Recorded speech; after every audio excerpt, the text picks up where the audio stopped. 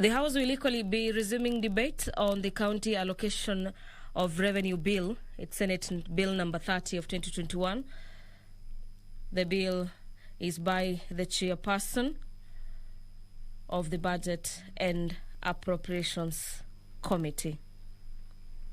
Also lined up for debate is a motion on the report of the Auditor General. This is on the financial statements of the national governments for the financial year 2017 to 2018 by the chairperson, a Public Accounts Committee. The Committee of the Whole will be considering the County Allocation of Revenue Bill, as well as the Public-Private Partnership Bill, National Assembly Bill number 6 of 2021.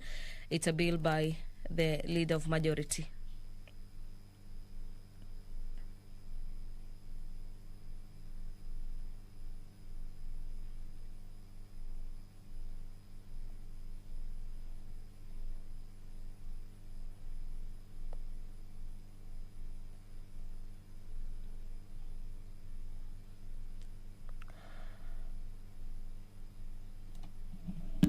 Pursuant to Standing Orders number 42A, subsection 5, a couple of members will be asking questions that will be replied before various departmental committees. The member for Githunguri, Honorable Gabriel Kago, will be asking the Cabinet Secretary for Lands and Physical Planning to consider facilitating the transfer of land reference number 1627/87/6 to one David Karaoke Courier from Michael Shaw, who is a seller following successful dismissal of caveat on the land under civil suit number 435 of 2006.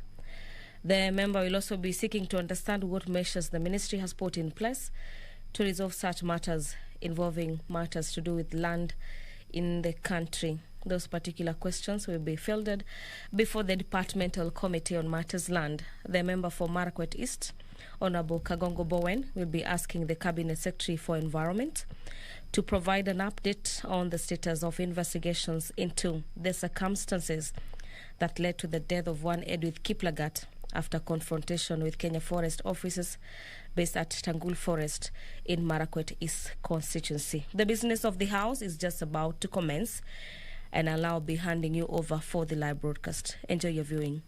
Good afternoon.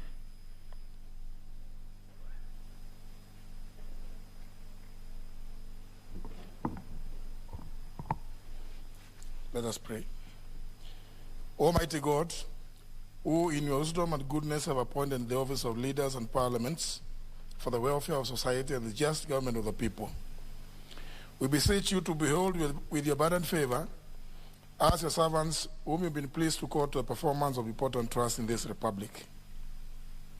Let your blessings descend upon us here assembled, and grant that we treat and consider all matters that shall come at our deliberation in so just and faithful a manner as to promote your honor and glory, and to advance the peace, prosperity, and welfare of our country and of those whose interests were committed to our church. Amen.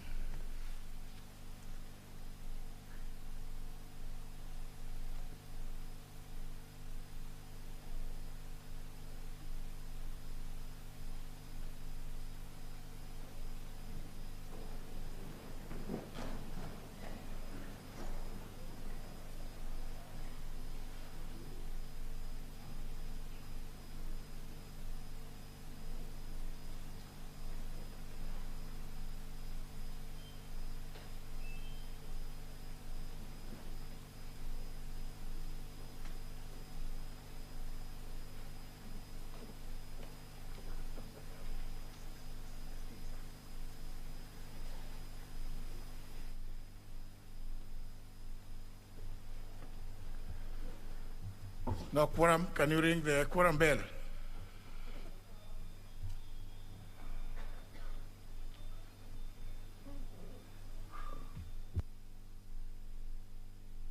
Bell be rung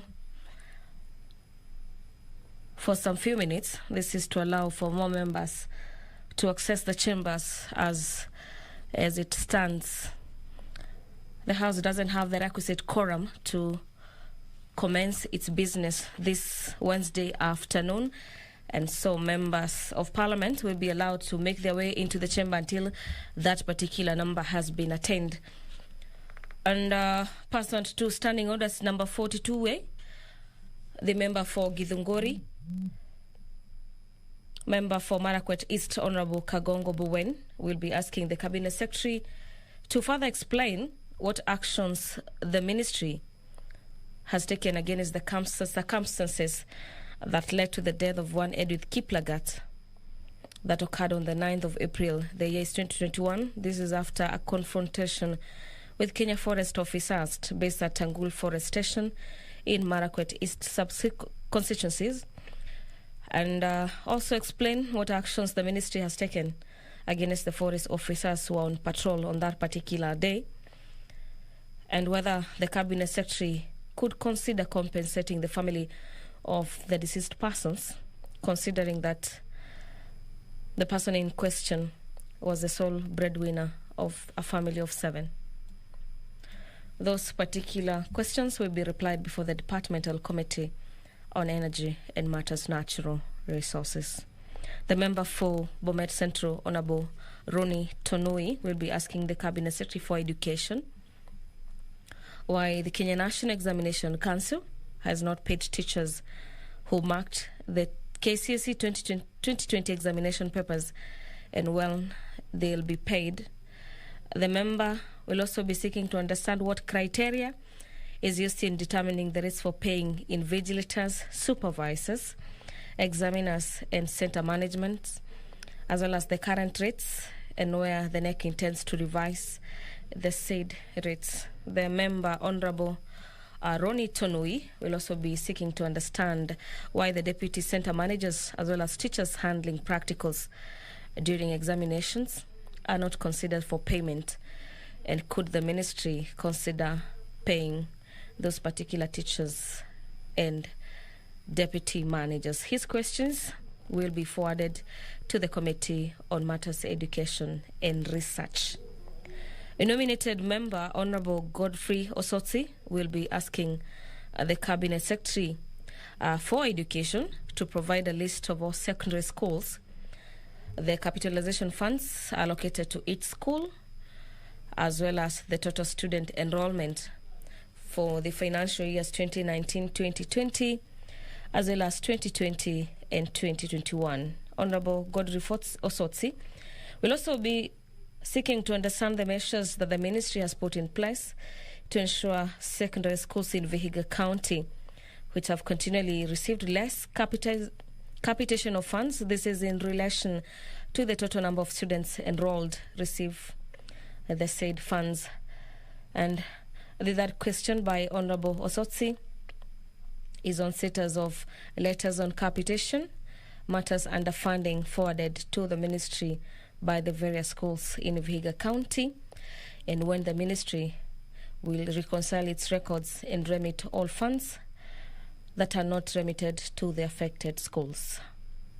Questions by nominated member Godfrey Otsotsi will be replied before the Departmental Committee on Education and Matters Research. The honorable member for Dagoretti South, that is Honorable John Kiarie, will be asking the Cabinet Secretary for Interior and Matters Coordination of the National Government.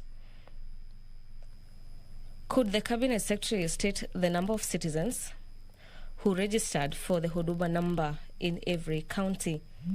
Honorable Kiarie will also be seeking to understand what measures the ministry has put in place to ensure that citizens are able to collect their Huduma cards in the respective stations where the registration was carried out. So far, 3 million cards have been collected out of the 5 million cards, and those questions will be replied before the Departmental Committee on Administration and National Security. The House has attained the requisite quorum. I'll now be handing you over for the live broadcast. Enjoy your viewing. Order number 2, communication from the chair. Order number 3, messages. Order number 4, petitions. Order number 5, papers. Leader Majority. There's a paper. Honorable Speaker, I beg to lay the following paper on the table of the House today, Wednesday, June 16th, afternoon sitting. The report of the Auditor General and financial statements of the Mechanical and Transport Fund, State Department for Infrastructure for the year ended 30th of June 2020 and the certificate therein.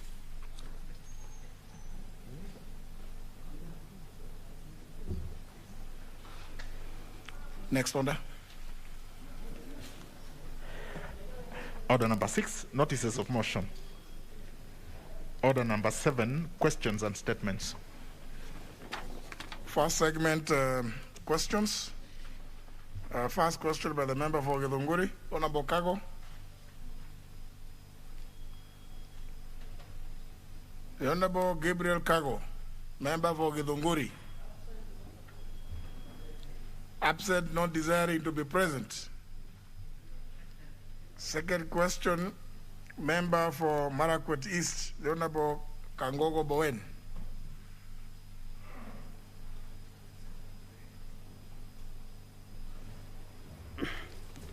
Thank you, Honorable Speaker. Honorable Speaker, I ask the question number 188 of 2021. And the question to the Cabinet Secretary for Environment and Forestry. Mr. Speaker, could the Cabinet Secretary provide an update on the status of investigation into the circumstance that led to the death of Edwin Kiblagatiatich, ID number 225-99049, that occurred on 19 April 2021 after confrontation with Kenya forestry officers based at Tangul Forest Station in Marakwet East constituency. Number 2, Honorable Speaker, could the Cabinet Secretary state what actions the ministry has taken against the forestry officers who were on patrol that day and who are suspected to have murdered him, and explain why it has taken too long to arrest and prosecute the officers who are suspected to have been involved in the killing of the said person. Number 3, Honorable Speaker, would the Cabinet Secretary consider compensating the family of the deceased person, considering that he was the sole breadwinner for his family of 7? And the last, Honorable Speaker, what measures has the ministry taken to ensure that the recurring instances of violence, torture, and killings made against the civilians by the forestry officers are addressed, and that there is a peaceful coexistence between the civilians and the forestry officers? Thank you, Mr. Speaker. The question will be replied to before the Departmental Committee on Environment and Natural Resources. Third question by the member for Bomet Central, Honorable Tonui.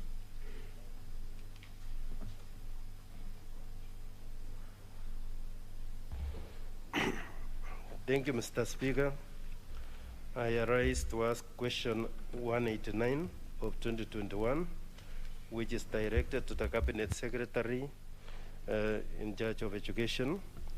The questions are the following. Could the Cabinet Secretary explain why the Kenya National Examination Council has not paid teachers who marked KCSE 2020 examination papers, and when will they be paid? Could the Cabinet Secretary state the criteria used in determining the rates for paying invigilators, supervisors, examiners, and center managers, the current rates, and when the NEC intends to revise the said rates? Could the Cabinet Secretary explain why the deputy center managers and teachers handling practicals during examinations are not considered for payment, and could the ministry consider paying them? Thank you, Mr. Speaker. The question will be replied to before the Departmental Committee on Education and Research. Next question by a nominated member, the Honorable Godfrey Osotsi.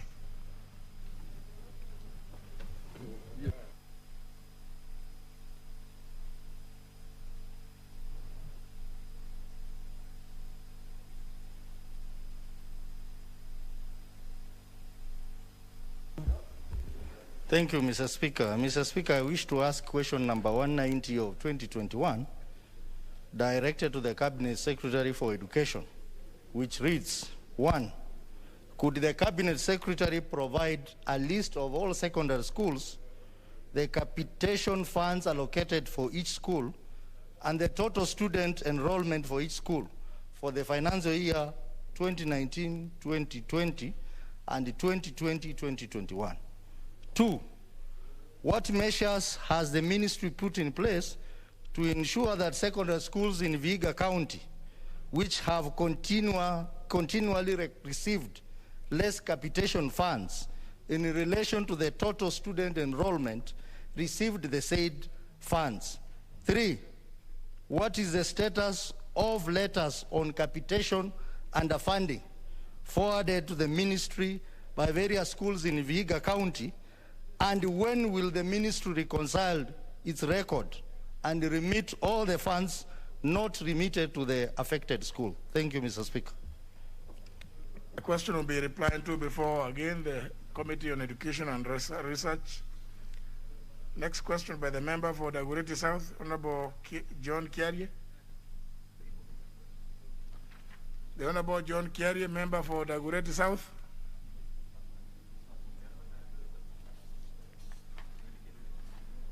For the second time, question by the member for Githunguri, Honorable Gabriel Kago.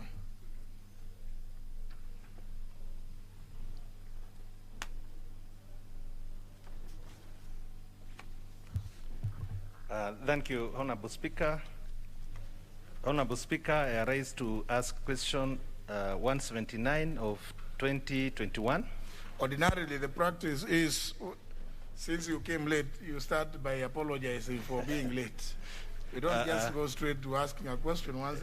Thank you, Honorable Speaker, for reminding me to apologize for coming late. Yes. Honorable Speaker, my constituency is near Nairobi, so I was in the constituency serving the great people of Githunguri, and I'm sorry, next time I'll be here on time. So I rise to ask question 179 of 2021 to the Cabinet Secretary for Lands and Physical Planning. Question 1, could the Cabinet Secretary consider facilitating the transfer of land reference number 16217/87/6 to one David Kariuki Kuria of ID number 84333183, the buyer, from Mr. Michael Shaw, the seller, following successful dismissal of a caveat on the land under civil suit number 435 of 2006, filed at the High Court in Nairobi. By using the certified copies of the proceedings in order to bring to close this unfortunate matter that has seen Mr. Kuria suffer immensely, as he is not able to utilize the land despite having fully paid for it in 2004. 2, what measures has the ministry put in place to resolve such matters involving land in the country? Thank you, Honorable Speaker. Yeah, that question will be replied to before the Departmental Committee on Lands. Yes, Honorable Omlele, what's your point of order? Honorable Speaker, with a lot of respect to my senior and my very good friend, the Honorable Dwale, I'm wondering whether he's appropriately dressed to be in the House.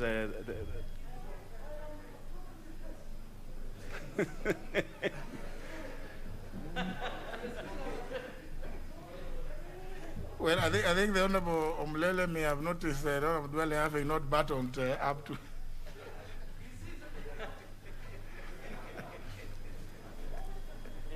Yeah, I think you noticed that the neck was out, is it? So the Honorable Dwale, when you put on that attire, make sure that you cover the neck. You know, you sit next to great people here. They shouldn't see your neck.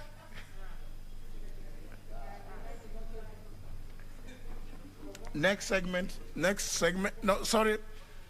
For the second time, the last question by the member for Dagoretti South. For the second time, before we drop it.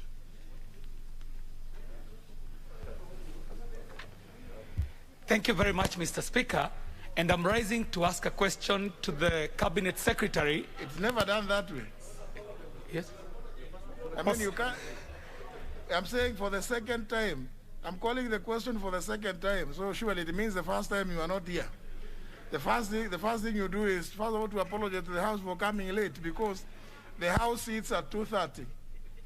And you know, honourable members, and I want to also encourage chairs of committees.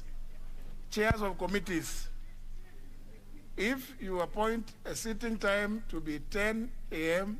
or 9:30, let the chairperson be there at 10 a.m. or 9:30. If you don't realize quorum, after 30 minutes, adjourn the meeting. Adjourn the meeting. There's no need of keeping witnesses waiting, because it cannot be true. The committees are supposed to be a microcosm of the plenary. We sit here at 2:30. When you have to sit in the morning at 9:30 without fail. So, and the speaker is always there on the chair. It's the bell that is rung to tell members that we don't have quorum. So it cannot be the opposite in committees. That the chairmen are told, please don't come, chair, we are waiting for quorum to form. No. Be there. If there's no quorum, just adjourn the meeting. And that way we will know which members are serious, who want to be present in committees, so that we can encourage the leaders of majority and the whips to throw those who don't want to attend. Let them be taken out. They can go and do other things, I'm sure. Because committees are suffering a lot because of this thing of lack of quorum and not sitting in good time. And we are receiving a lot of complaints from witnesses who come and they wait for 1 hour, 1.5 hours before committees form quorum. And I mean, the membership is so high. I don't know why it is that, it does not give a very good picture of the committee or even the entire institution of Parliament. Honorable Kiari, yes, you have come now. Honorable Speaker, I do profusely apologize. It is not in my character to be late. In fact, I am known for being very punctual, and I do appreciate the magnanimity from your chair to allow me to ask this question. Proceed. Honorable Speaker, my question is directed to the Cabinet Secretary for Interior and National Coordination. And my question, Mr. Speaker, is, A, could the Cabinet Secretary for Interior and National Coordination provide the full information of the number of all the Kenyan citizens who have registered for the Huduma number? And B, Mr. Speaker, what measures has this ministry taken to ensure that all the citizens who applied for this Huduma number can collect their Huduma number cards at the stations where they applied these Huduma number cards, and not from other far-flung stations where they are being sent to collect these cards? Thank you very much, Mr. Speaker. Very well. The question will be replied to before the Departmental Committee on Administration and National Security.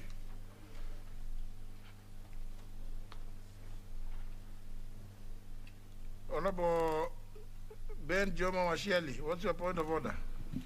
Thank you, Honorable Speaker. Honorable Speaker, I stand on point of order 42 C4 in terms of responses to these questions, Mr. Speaker, especially where there is a supplementary question. Honorable Speaker, you find that with this current situation of COVID, where responses are supposed to be given online or in a virtual meeting, you find that members who have supplementary questions will not have an opportunity to ask those questions, Honorable Speaker. Like, for example, the question raised by Honorable Soti about capitation. Is a question that I would have also wished to know about the capitation in Kakamega, but because of these virtual meetings, Honorable Speaker, it's not possible that supplementary questions could be responded to. And that's why you will see many questions that are similar in nature repeatedly being asked on this floor. Would I be in order, Honorable Speaker, to request you or to ask the Office of the Clerk that whenever we have such a responses, it's put on a platform that we can all read so that we can participate in the meeting when they are responding to such a question, so that we don't have to come back to this house, to this floor, to ask similar questions. Thank you, Honorable Speaker. You know, every Thursday, the leader of the majority party reads out the business that is going to be transacted the following week, both in plenary and in either committee of the whole house or respective committees, especially with regard to answers to be given by cabinet secretaries. So if you took that, if every member listened, it's unfortunate that most members don't listen when the leader is reading out those businesses. That the coming week, the cabinet secretary for this and this and this will be appearing before committee A, B, C, and that either the same day another cabinet secretary will be appearing before another committee to respond to questions. So I don't think whether there is any need of any other platform, save to put the statement by the leader of majority every Thursday under Standing Order 44 on the normal website, parliamentary website, so that those that are sufficiently literate can look at the website and see what business is coming the next week. So even if it is factual, any member who is keen will then be at liberty to appear before that committee and request the chair of the committee to allow them to lodge supplementary questions to whomever it is, either cabinet secretary or any other such functionary that may be responding to the questions. So it's just a question of members paying attention. The only other thing that we need to do is put that statement by the leader majority either on the Bunge information or on the parliamentary website, so that everybody, members of parliament, and indeed even the public, is aware that this is the business to be transacted. Very well. Next segment is requests. The first request is by the Honorable Godfrey Osotsi. Honorable Speaker. Sorry, before you proceed, Honorable Osotsi, the member for Malava, you have an intervention. What's the issue? Sorry. Thank you.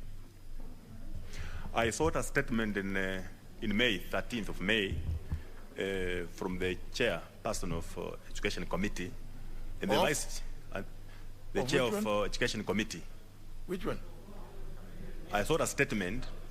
Education? Education, yes.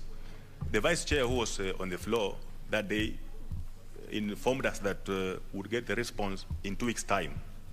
Mr. Speaker, now, this is the 5th week. This statement was to do with the admission in our primary teacher colleges, whose admission was very low, only 500 students to the 34 colleges. So I'm just wondering, Mr. Speaker, when will this come? That's an important issue, Honorable Malulu Ijendi. Where is the Vice Chair of Committee on Education? The Honorable Ngujiri Wambugu? Or indeed the Chairperson, Honorable Florence Mutua?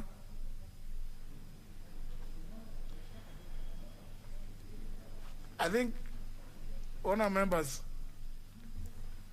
I will encourage members also to consider rather than coming to raise complaints,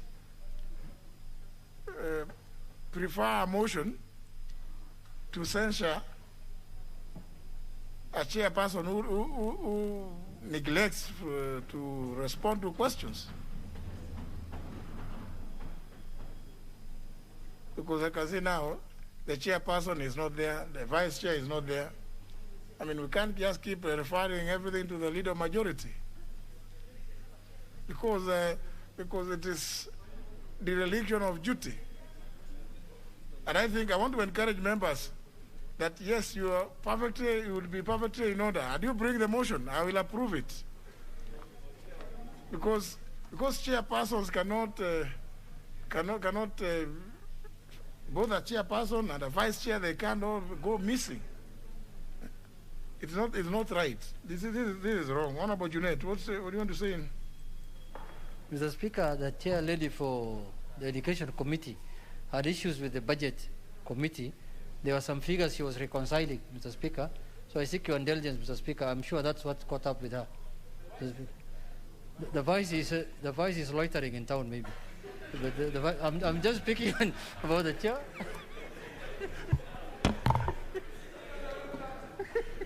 He's loitering in town, maybe. I don't know. I'm sure you may not have seen anybody loitering, Honorable Junet. But Honorable Junet, can you?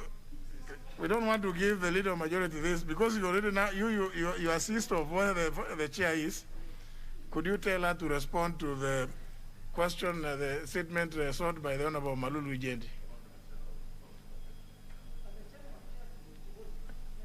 Honorable Member for Mwayo. Yeah, thank you, Honorable Speaker. It is true, like it has been said, the chair had issues with the budget. And there was some thing they needed to harmonize between the ministry and the statement that we had done. And therefore, I also take it upon myself to take the information to her about the question by Honorable. As a member, a seasoned member of that committee. Thank you, Honorable Speaker. And a serious stakeholder in education. Yes, now she has two assistants, people to relate. So the Honorable Malulu Jendi, you can now pursue the Honorable Junet and the Honorable Omboko Milemba. No, there's nothing out of order.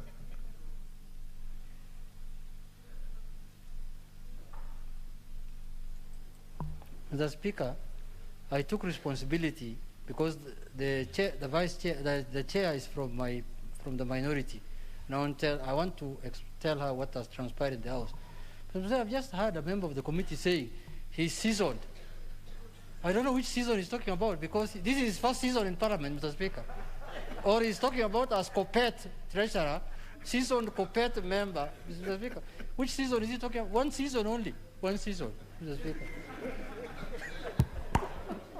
Maybe a serious no,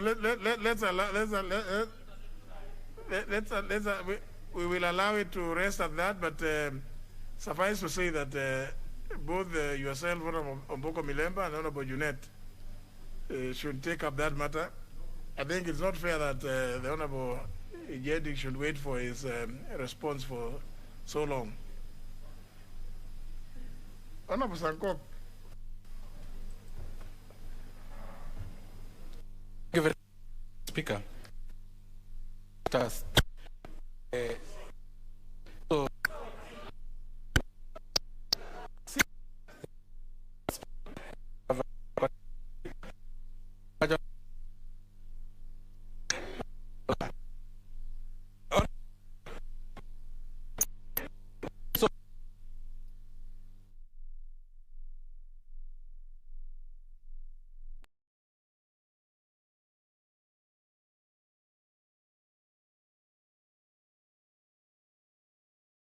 So, sought, now that I've been corrected, I also sought a statement on the status of standard gauge railway, which are terminated in a remote area called Murutoto, a shopping center with one shop and one butchery.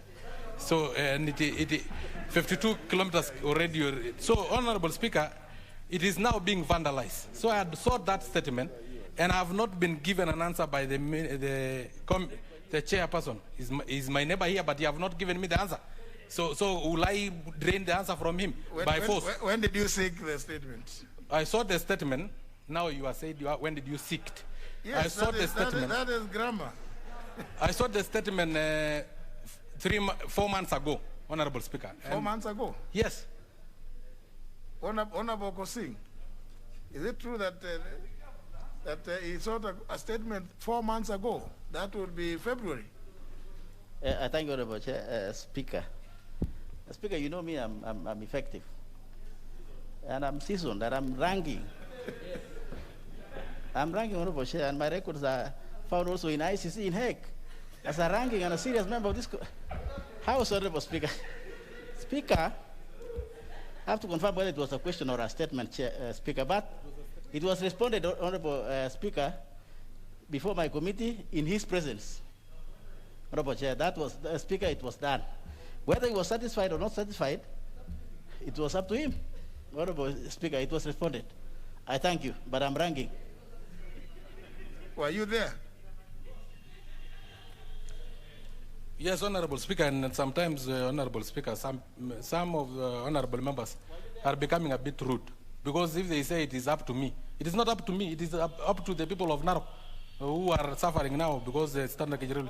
So I was there, and I was not satisfied, and I said that I was not satisfied, and I need an answer. No, that's different. That's different. If you are not satisfied, that's different. What you should have done at that time, if you are not satisfied, you should have requested the chair of the committee to insist on you getting an answer that would satisfy you. But remember, the answer might not satisfy you, but it may satisfy the committee and everybody else. So that will be left to your own bodily feelings. So I'm not too sure whether the answer was, if it was satisfactory to the committee and the members, then the rest would be left to your feelings.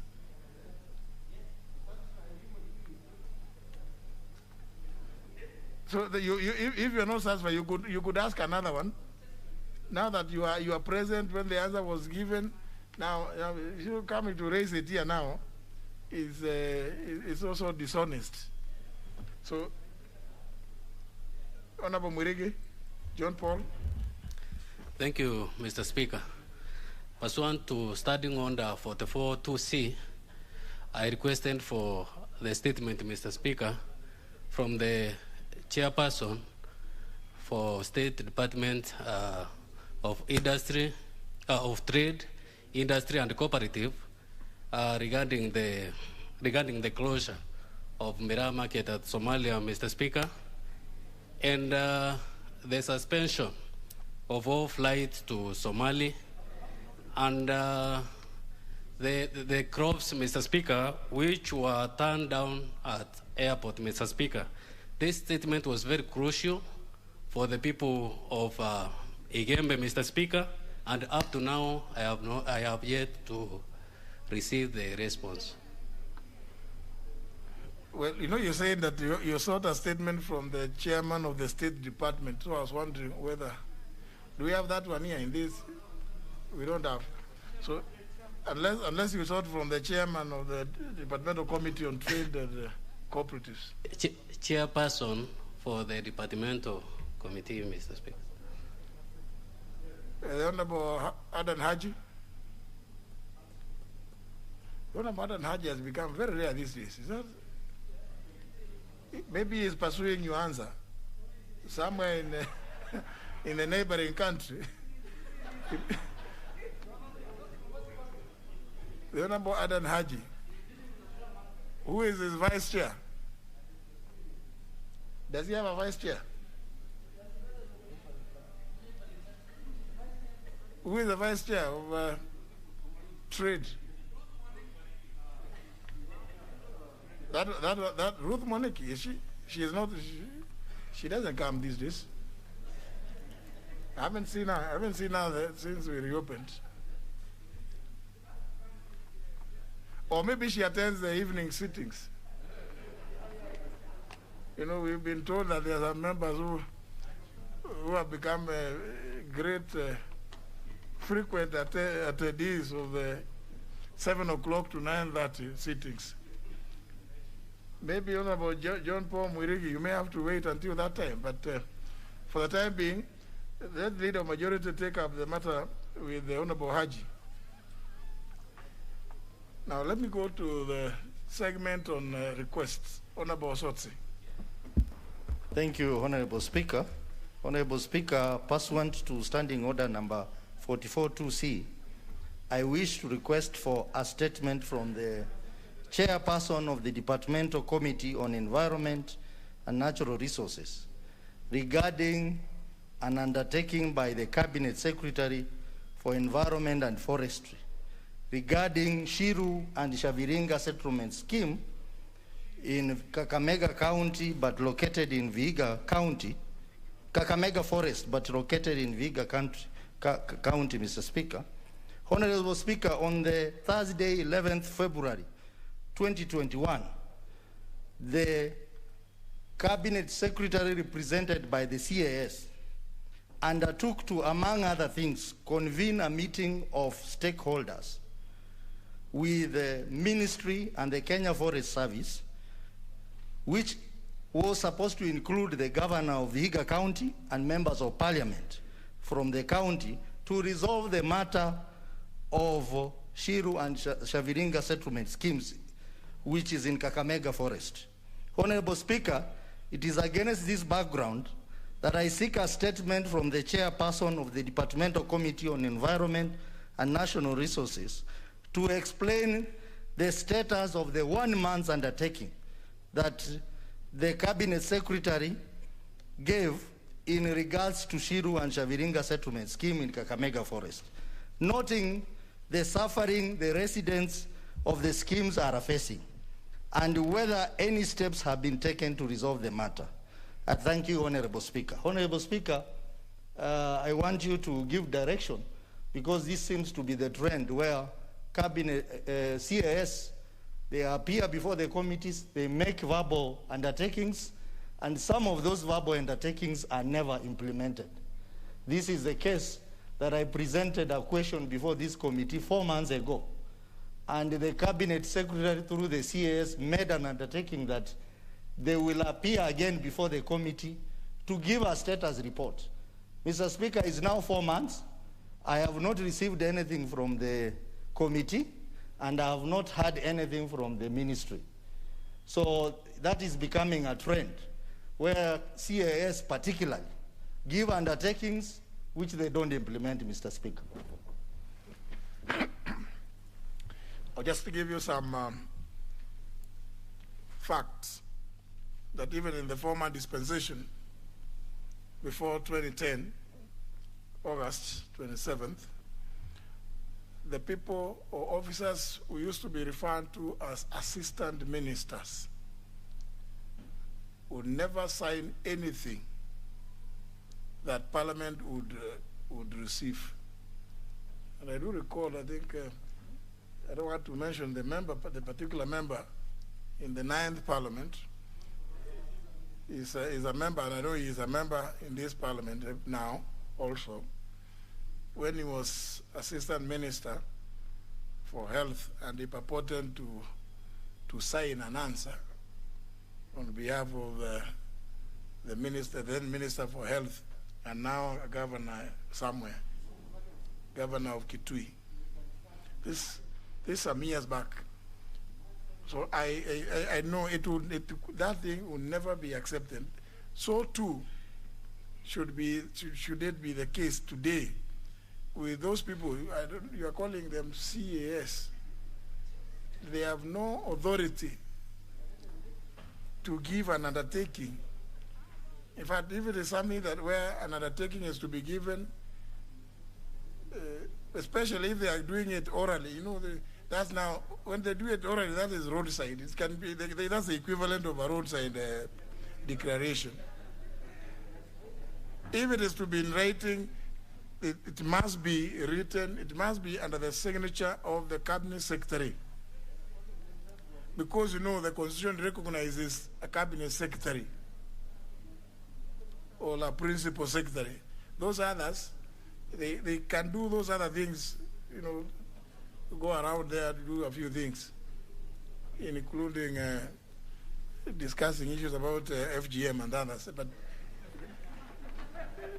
not this, the thing of giving an undertaking is a serious matter, because, and that's why we have a committee on implementation, so that if a cabinet secretary gives an undertaking and it is not done, then our committee on implementation can hold somebody, a substantive office holder, not those others. Now, you know, you notice even our standing orders don't make reference to those people. The standing orders make reference to the cabinet secretary and the principal secretary. It is deliberate. It is deliberate because, you know, you can't, you know, it's very difficult to know where to place them. They are neither bands, no, or no mammals, and, you know, you can't quite, they are like bats. So please don't take any undertakings from those ones.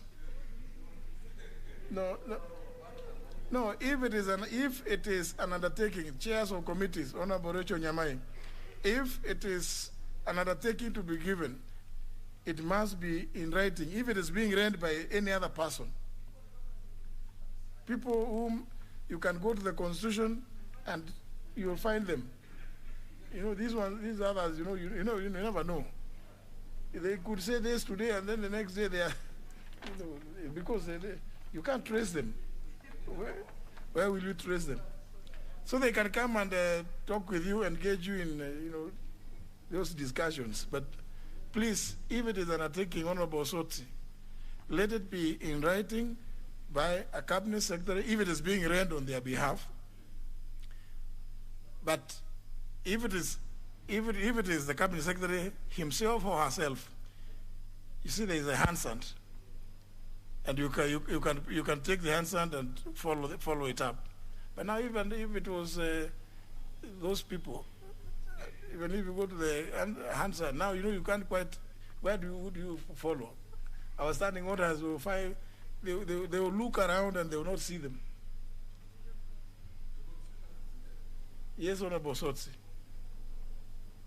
Mr. Speaker, the undertaking was in writing and emphasized verbally by the cabinet, by the CAS, signed by the cabinet secretary. Then take it up with the committee on implementation. You don't have to lament. If it is in writing by a cabinet secretary, take up the matter with our committee on implementation, so that the cabinet secretary can be and you are a member there. Oh, you are the vice chair even. Then you are sitting on your rights. Honorable Sotsi, you have the wherewithal within the standing orders. Yes? Mr. Speaker, you know the matter is still very active within the Environment Committee. So because he was supposed to come back after 1 month, give a program of action, and then the committee will take action. So the matter is still very active within the Environmental Committee for it to be handled by the Implementation Committee. That is why the statement is directed to the same committee. Well, where is the chair, Honorable Kareke Biuki? The vice chair, Honorable Sophia Abdi? –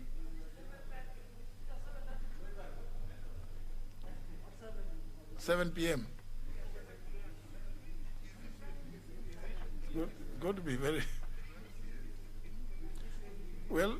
A leader majority will take up the matter and pass it on to them. But on the day that the cabinet secretary is appearing, Honorable Sotsi, you should also appear before the committee to get the response. Yeah. The next request is by the member for Mvita, Honorable Abdulswamad. Asante sana. Bwana Spika, kupitia sheria za kudumu nambari 442 cha.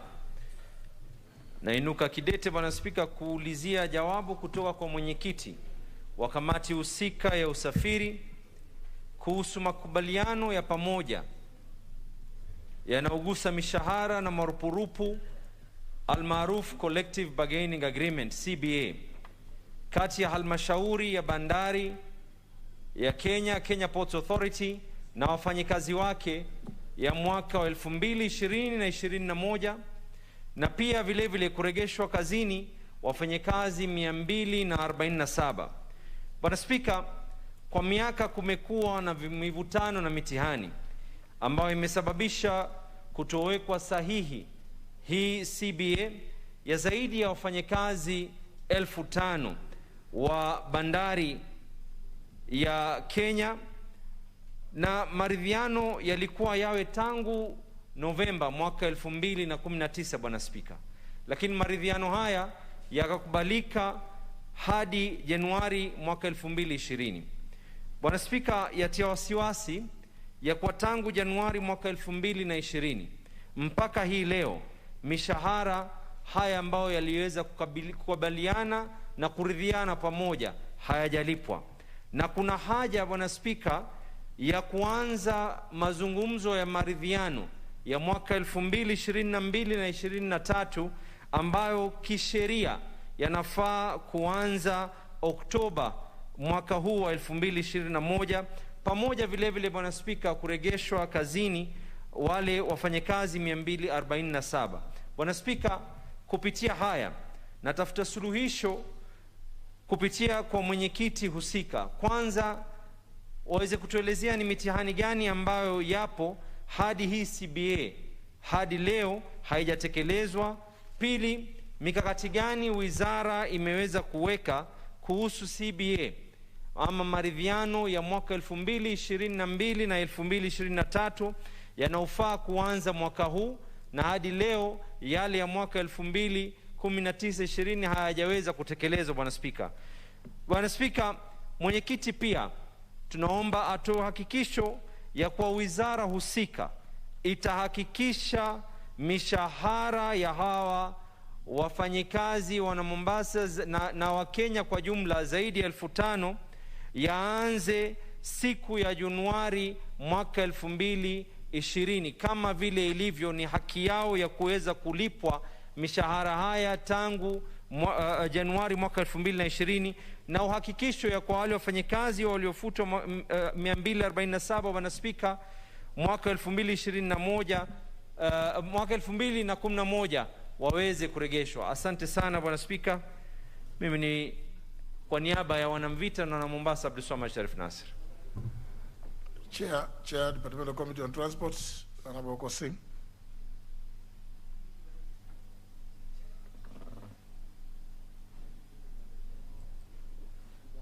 I thank you, Honorable Speaker. Speaker, I want to seek your indulgence. I'm not very certain that this will be in my committee, because I listened very carefully, although it was in Kiswahili. I understand Kiswahili fairly well. I used to be in Tanzania at some stage. But Honorable Speaker, the issue is not about KPA, but about labor issues and employment issues, Honorable Speaker. And I think that should be the Committee of Labor and Social Relations, Honorable Speaker, rather than myself as transport, because the issue is not about KPA, it's about the rights of the welfare of the staff, Honorable Speaker. I want to seek your guidance, Speaker, before I respond. So, Honorable Abdulswamad, the gist of your statement is about collective bargaining agreement and the rights thereafter.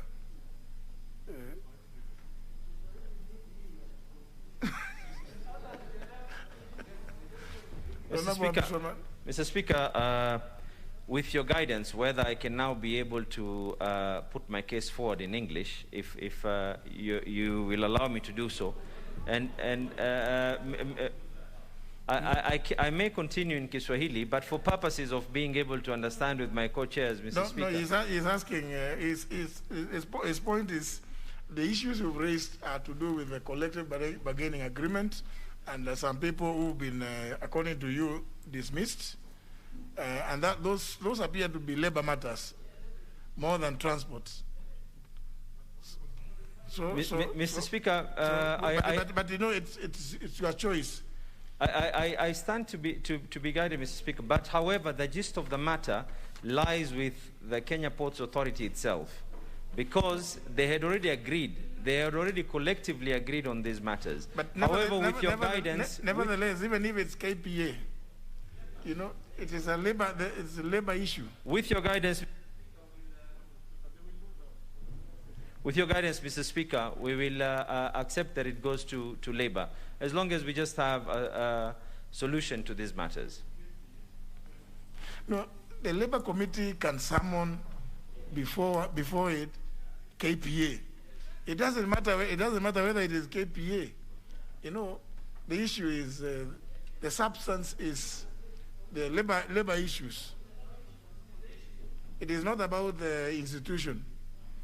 Because if we can have labor issues even with the Ministry of Transport, it will not be the Committee of Transport. The relevant committee to deal with this issue, I think, is Committee of Labor and Social Protection.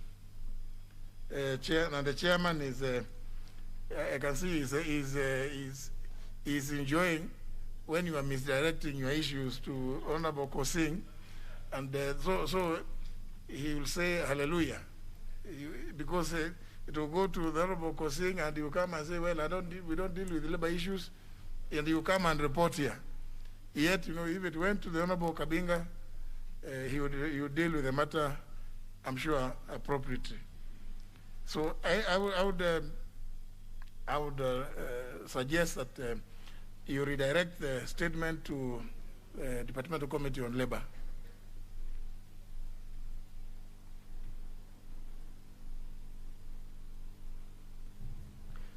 Very much obliged, Mr. Speaker, and we will be liaising with the Labour Committee, and thank you for your guidance. How soon do you think, Honorable Kabinga, you would be able to respond?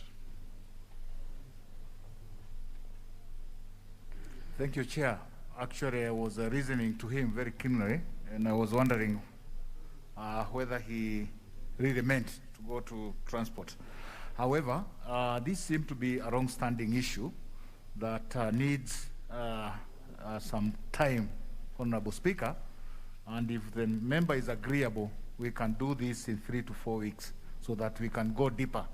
I've listened to him keenly. This is not a new, this is an intensive kind of a case that has been there for some time, Honorable Speaker. It's not a case that we can dispense in a week or two. We really require to go deeper into it. Thank you, Honorable Speaker. And also, so much. I thank you, Mr. Speaker. I think once he starts integrating the matter, it's very, very clear and straightforward. It's just that some people insist on doing other things. I'm confident. I'm confident, knowing the committee's capability, they can be able to give us a response in earlier than the 3 weeks. So the earlier, the better. But thank you very much. Very well. Next request is by the member for Kilifi North, Honorable Owen Baye. Sir. Thank you very much, Honorable Speaker. I rise to read request for statement on causes and remedy of mass failure of students in KCSE 2021 in Kilifi County. Honorable Speaker, pursuant to the provision of Standing Order 44-2C, I rise to request a statement from the Chairperson, Departmental Committee on Education and Research regarding causes and remedy of mass failure of students in KCSE 2021 in Kilifi County. Honorable Speaker, during the 2021 Kenya Certificate of Secondary Education results, Kilifi County registered a total of 15,473 students who sat for the said examination, and out of which 7,268 were girls and 8,172 were boys. In general, students who did examination in private schools were 2,387, and those in public were 13,086. While 72 did not sit for the examination. Statistics show that students from Kilifi County performed dismally, with majority of them, that is 70%, scoring D+ and below, and with no single A playing. Honorable Speaker, the mass failure of students in the county is worrying and is attributable to a system with low internal efficiency and which does not guarantee the production of quality human resource, thus occasioning wastage of national resources. Honorable Speaker, it is on account of this concern that I seek your indulgence to order an inquiry by the Departmental Committee on Education and Research on the following.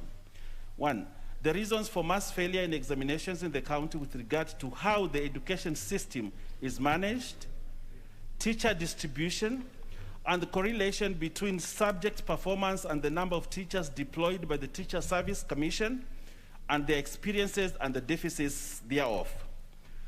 2, learning materials availability, especially in sciences in schools, and general preparedness of the school system to produce quality grades. 3, quality of teachers, qualifications, work plans, and implementation of supervision and inspection by the county education officers in every sub-county in Kilifi County. And finally, the adequacy of facilities such as vehicles, offices, and other facilitative equipment and human resource in the county and sub-county education offices in the county. I thank you, Honorable Speaker. Mr. Speaker, unfortunately, the chair and the vice chair still are at large. I don't know whether this time you'll ask Junet again. Now we'll ask the Honorable John Bandi to read the message so that there is a sharing of responsibility. The Honorable Kimunya is having to chase too many other issues. Honorable John Bandi, the chairperson, we were told earlier by the Honorable Junet that she is having some issues reconciling some figures in the budget of the ministry. Maybe you could undertake to...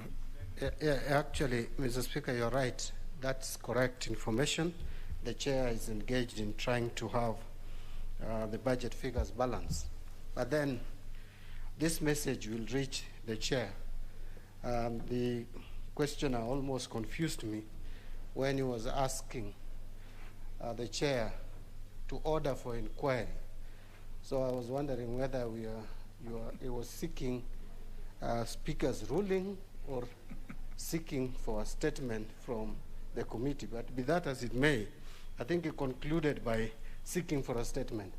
So the message will be passed to the chair of the Education Committee, and she will give an indication as to when the matter can be concluded. Thank you. Very well. The last request is by the member of Voi, the Honorable Jonas Mulolwa. Thank you, Mr. Speaker.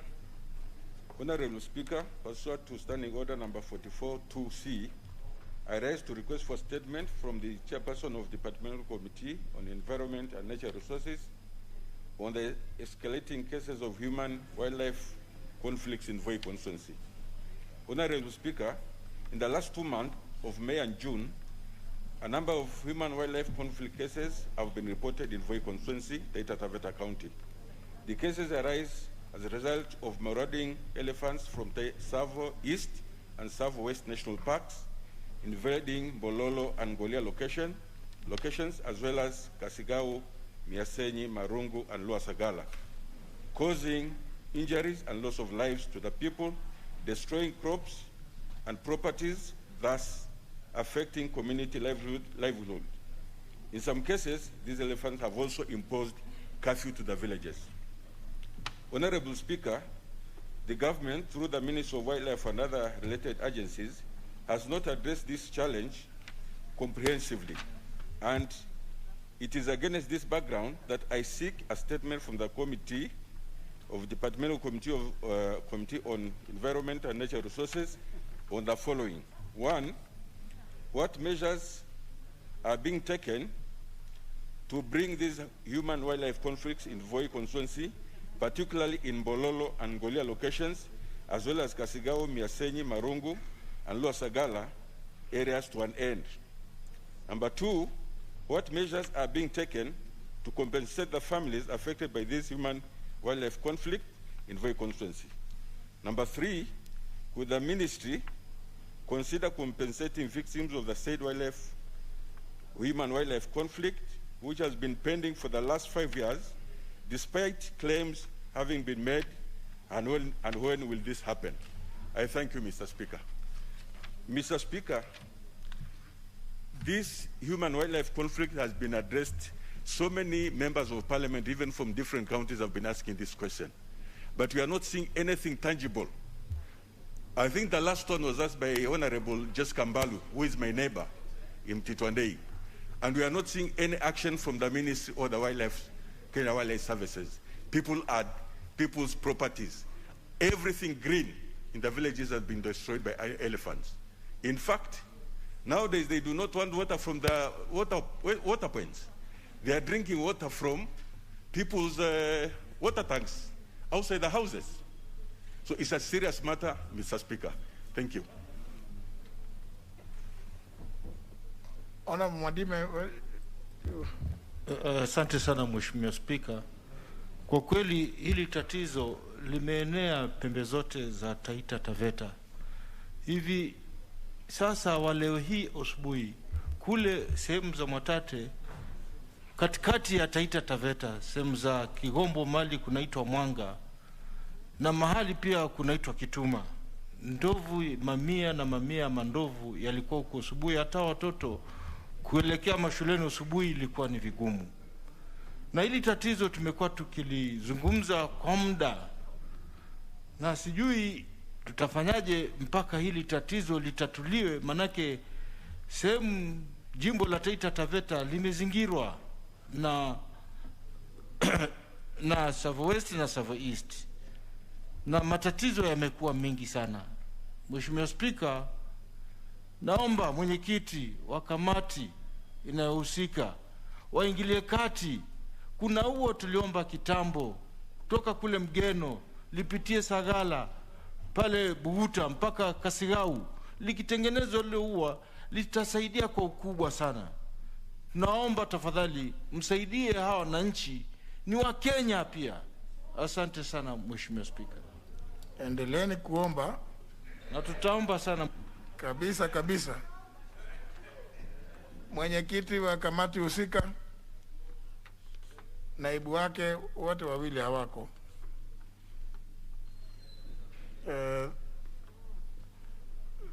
The question the statement will be referred to the chairman of the committee through the office of the leader majority.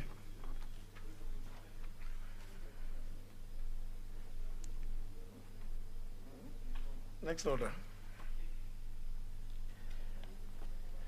Order number 8, motion. Consideration of the budget estimates for the financial year 2021-2022. Mover to reply. Mover.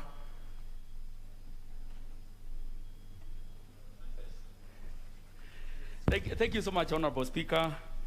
As I move to reply, Honorable Speaker, on behalf of the Budget and Appropriations Committee, Honorable Speaker, I want to thank all members, Honorable Speaker, who contributed in the general debate, Honorable Speaker, of the budget.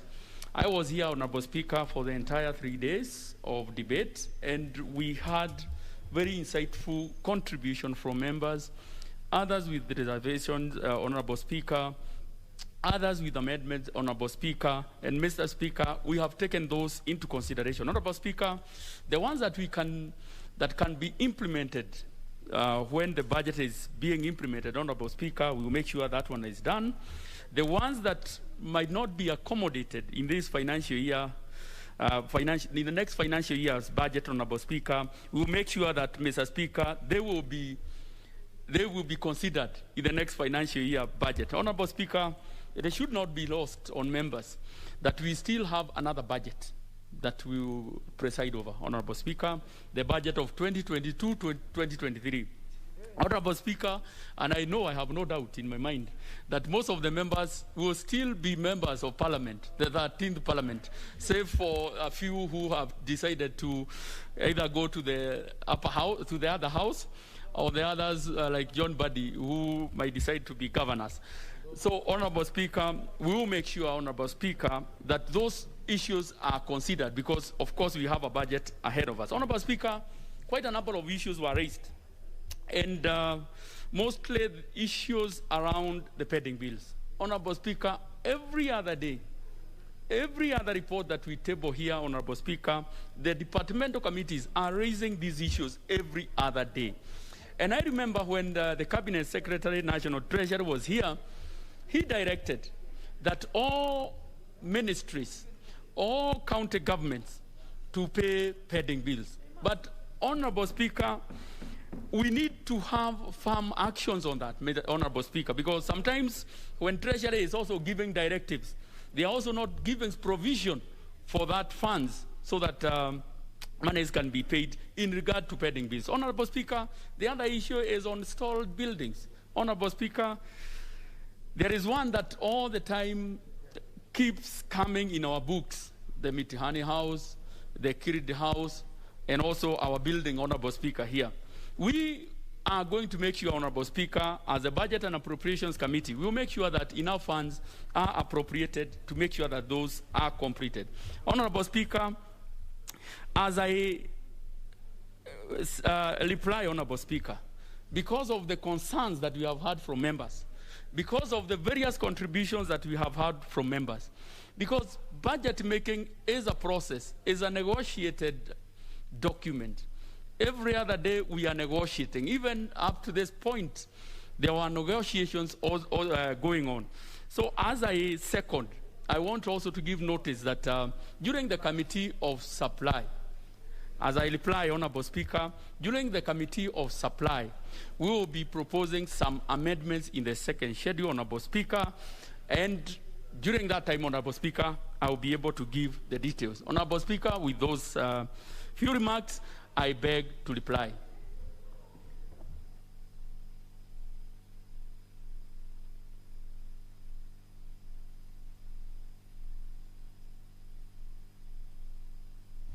Honourable members, I want to ask the Sergeant at Arms to confirm that we have quorum.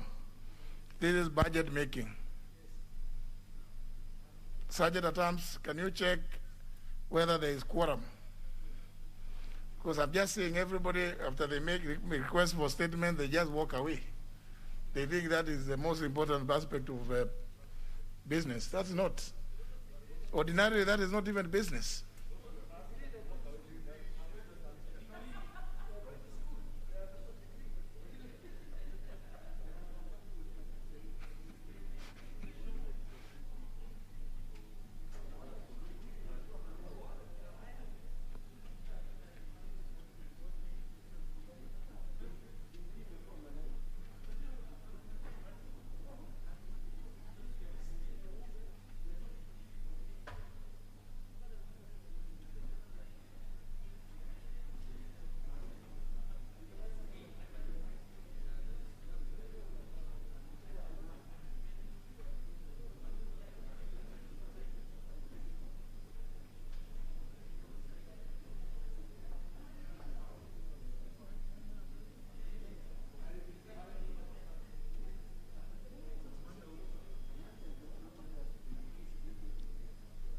Do we have quorum?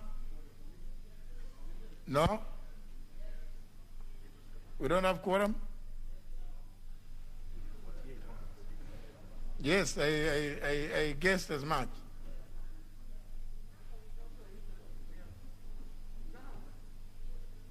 You don't have?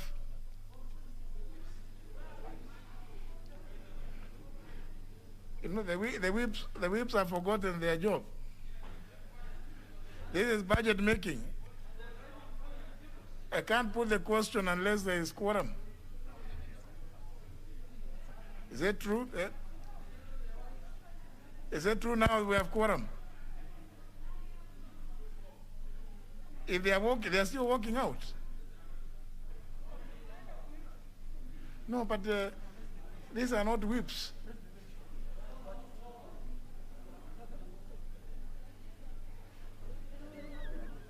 Can you ring the bell? Ring the bell for quorum. I will not put the question if we don't have quorum. This is budget.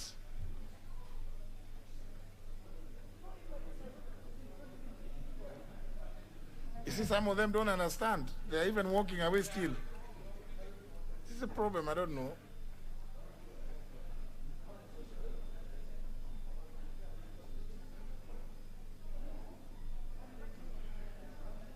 has ordered that the quorum bell be rung. At this particular juncture, Now, the House doesn't have the requisite number of members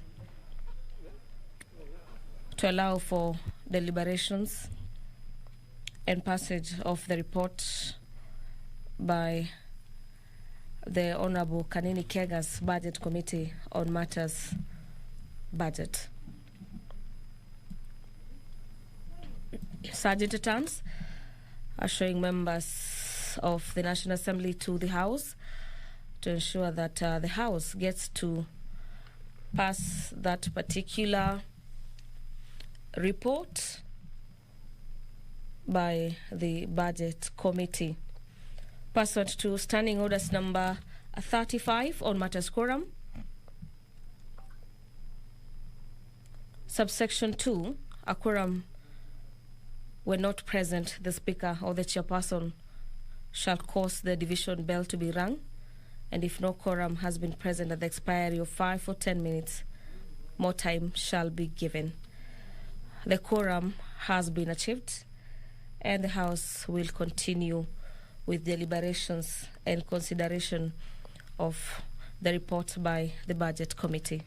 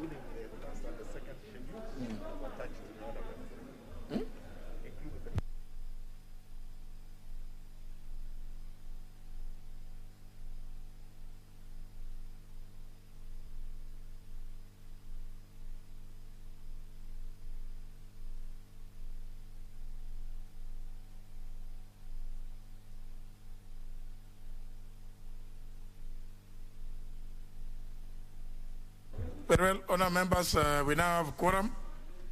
We have the requisite quorum. The gracious ladies, three gracious ladies.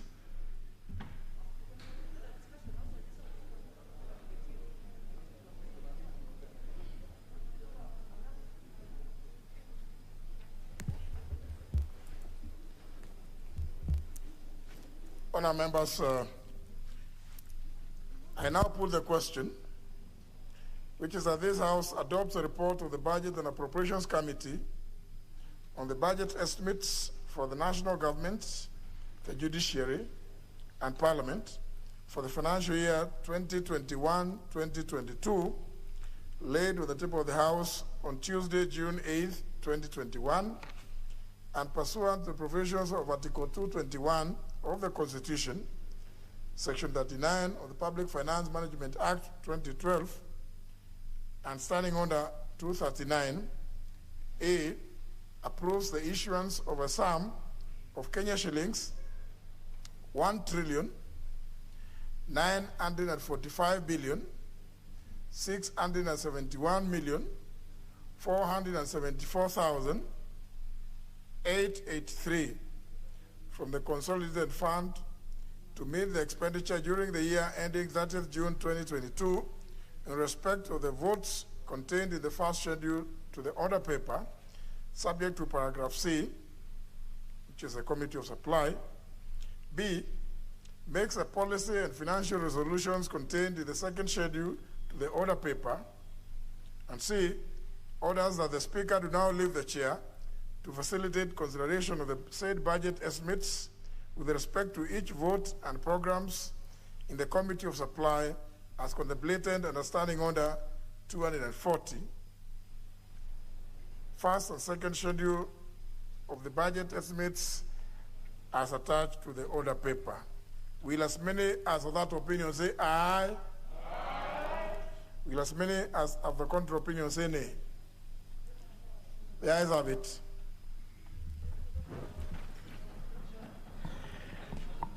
Next order. Order number 9, the County Allocation of Revenue Bill, Senate Bill number 30 of 2021, second reading, resumption of debate. Yeah, Honorable Sankok, what's your point of order? Honorable Speaker, it is usually in our culture to inform us when you have visitors. Yesterday and today I've seen visitors from the Speaker's gallery. And against your tradition, you have not informed us who are they, Honorable Speaker. Very well, Honorable Sankok, it's good you have drawn the attention of the chair to the presence of persons whom you refer to as guests. These are new staff, members of staff who have been inducted, who joined the Parliamentary Service Commission. The first group was here yesterday. This is the second group. There will be other groups to follow. If the Senate was sitting, they could also have gone to also see how business is transacted, because they have joined the Parliamentary Service Commission, and they will work in both houses. They will serve both houses. So they're just acclimatizing. And they are welcome to observe the proceedings of the House.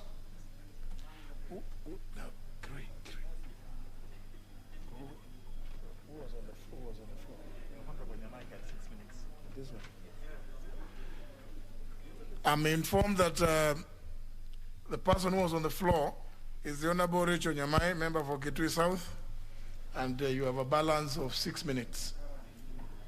Thank you, Honorable Speaker. Honorable Speaker, I'd gone to the point last evening when I was talking about the Senate and also the counties being able to scrutinize the bills that are brought to them so that they do not pay for air or projects that were never implemented. This was in regard to the fact that they have been ordered to make payments, and Mr. Speaker, truth be told, that there are experts who are very good in doing very good paperwork, presenting for payment. So the counties need to be alive to this, and a case or a good example is an audit that was done in Kiambu County Assembly, where a bill of 80 million had been presented, but after scrutinizing, it ended up being only 19 million. You can see the difference, Honorable Speaker. So counties need to ensure that they do not pay for ghost projects, even as the order has been done. Honorable Speaker, I would like to go to my third point on distribution of projects in all wards. Mr. Speaker, this would have been done very well by BBI. I do not know whether it is coming back to life. I really hope that it will, because this BBI process and the product was going to give us a solution where Ward Development Fund is going to be established so that the governors in our counties do not put everything in places where there is high population, leaving out wards that do not have high population, or where a governor, as the case may be, looks at a place where he or she got a high number of votes and decides to concentrate on all their projects there. Mr. Speaker, equitable distribution of resources without caring where the vote went to during elections is a matter that needs to be looked into with regard to distribution of resources within our counties.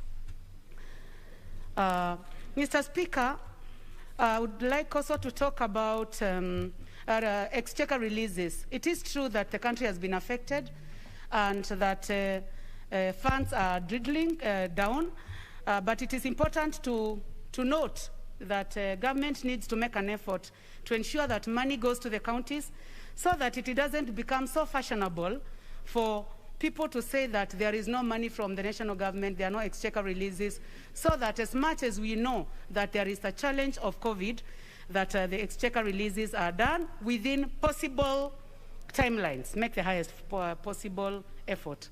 Mr. Speaker, with regard to devolution of health, most aspects of health has been devolved, apart from the international programs, which cut across all counties. I would like to say that this is a matter that needs to be taken very seriously.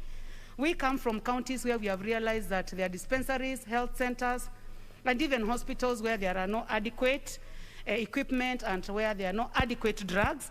This needs to be taken seriously. More so, Honorable Speaker, counties need to also be serious with focusing on health education and health promotion. This has come as a lesson during this COVID-19, where we have seen counties like Kisumu County, where they have to handle the matter of COVID-19, and also the other 11 counties, or the 10 counties that make a total of 11 that are affected by COVID. That health education needs to be taken very seriously, ensure that prevention of disease is funded, so that counties do not just focus on curative health and forget the importance of preventive health, which is the most important aspect within health. Honorable Speaker, water is devolved, and this opportunity has been given to the counties. During public participation in most of our counties, community members will say all they need is water, water, and this is a case of my county, and I believe that the governor for Kitui can take this also upon herself. She has tried to do boreholes, but this is a subject that needs to be taken seriously. What our community members need today is water, as opposed to many other projects. Honorable Speaker, I would like to go to declaration of funds that are collected. Most counties today only focus on money that is coming from national government, but we are aware that counties are collecting huge amounts of money. Most of the counties have reported diminishing revenues. I do not know whether it is because of capacity to collect or it is because of corruption. This is a matter that needs to be looked into, Honorable Speaker. Mr. Speaker, also I would like to go to the matter of early childhood education. Education in this house will tell you that what a child sees within the first 4 years of life is extremely important to growth of the brains and also the attitude that they have for education. Early childhood education needs to be taken very seriously. Standardization of training, standardization of morale to the teachers who train early childhood education, standardization of payment so that we do not have demoralized early childhood educationists and leading to children who are demotivated from as early as 3 years. With those, Honorable Speaker, I beg to support. Thank you.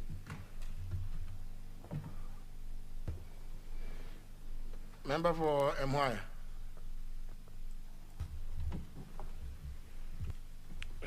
Thank you, Honorable Speaker, for giving me this chance to speak on this motion on what we popularly call ASCARA. I think we had passed the formula, but I would want to say something extra about the formula that we are using. Basically, that particular formula still, to some extent, really favors the larger counties at the expense of those that are populated and small. Me in particular, coming from Vihiga, we come from a county that is small, but the population is very high.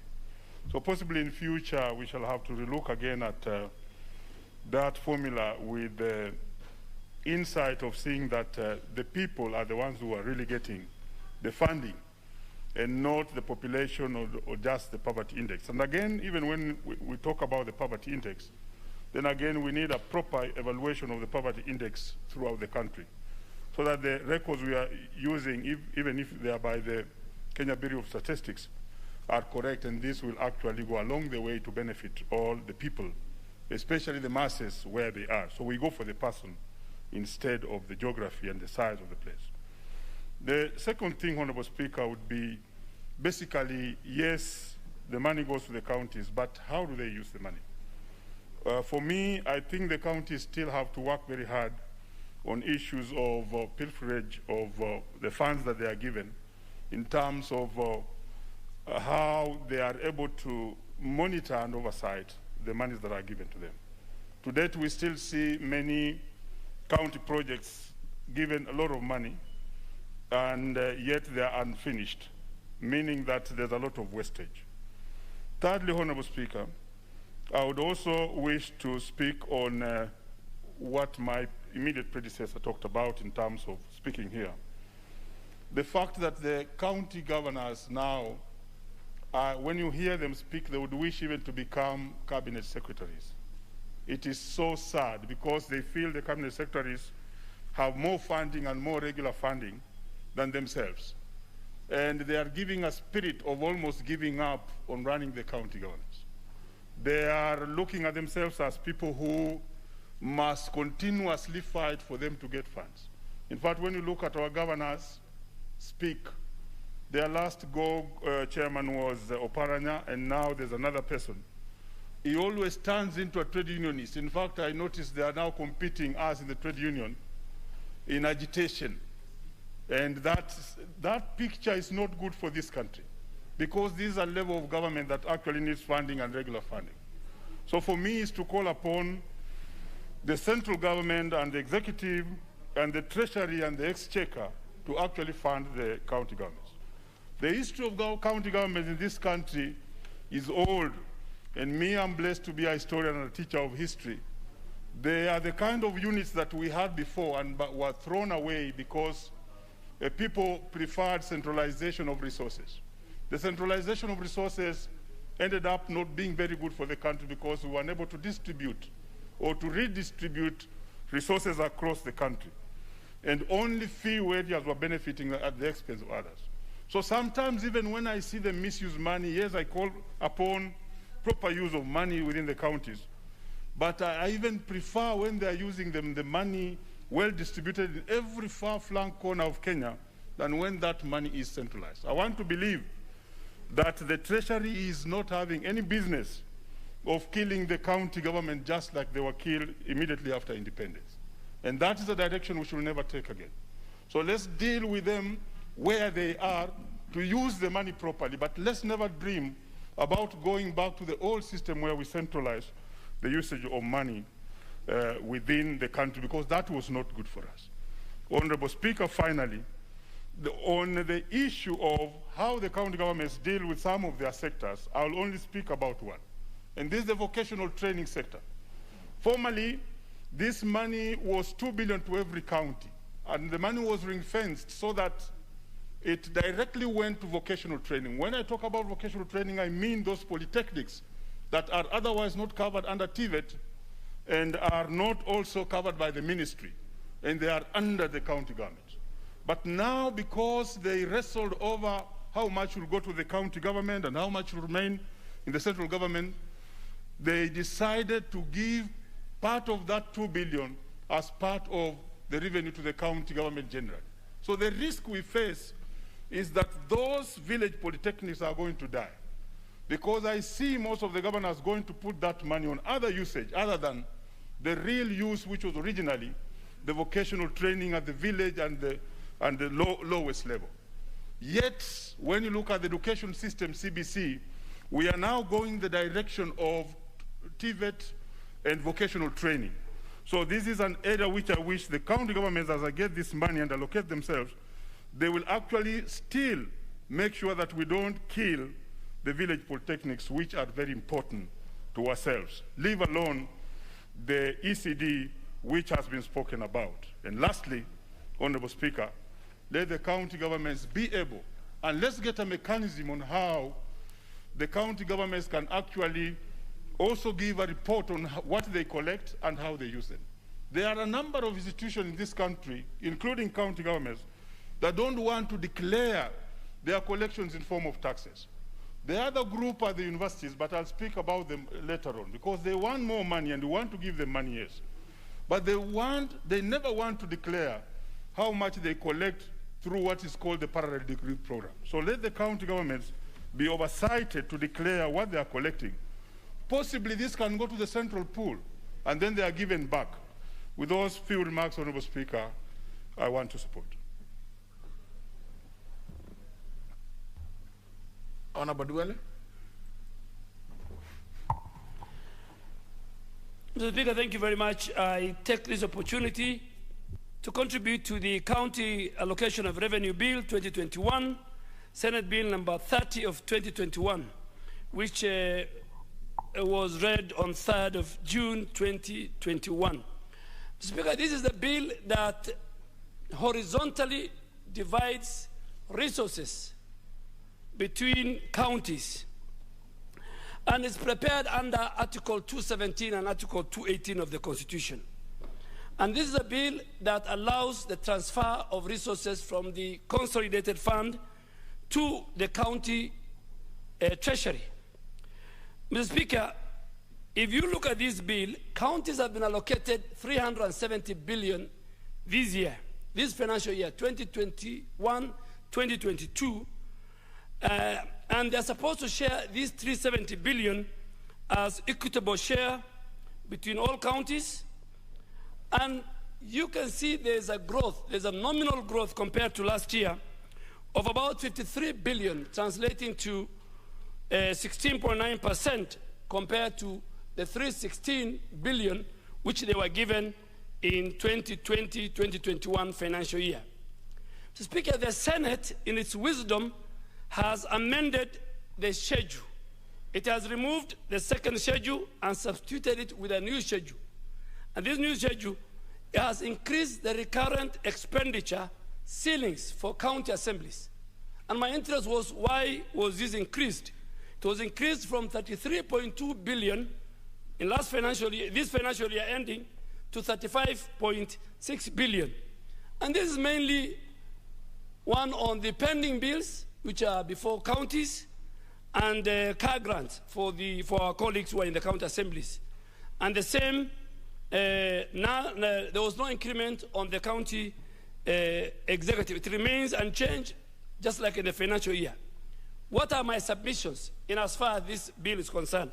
Mr. Speaker, let me first look at the high expenditure on personal emoluments. And I want the controller of budget to listen to me if she is watching.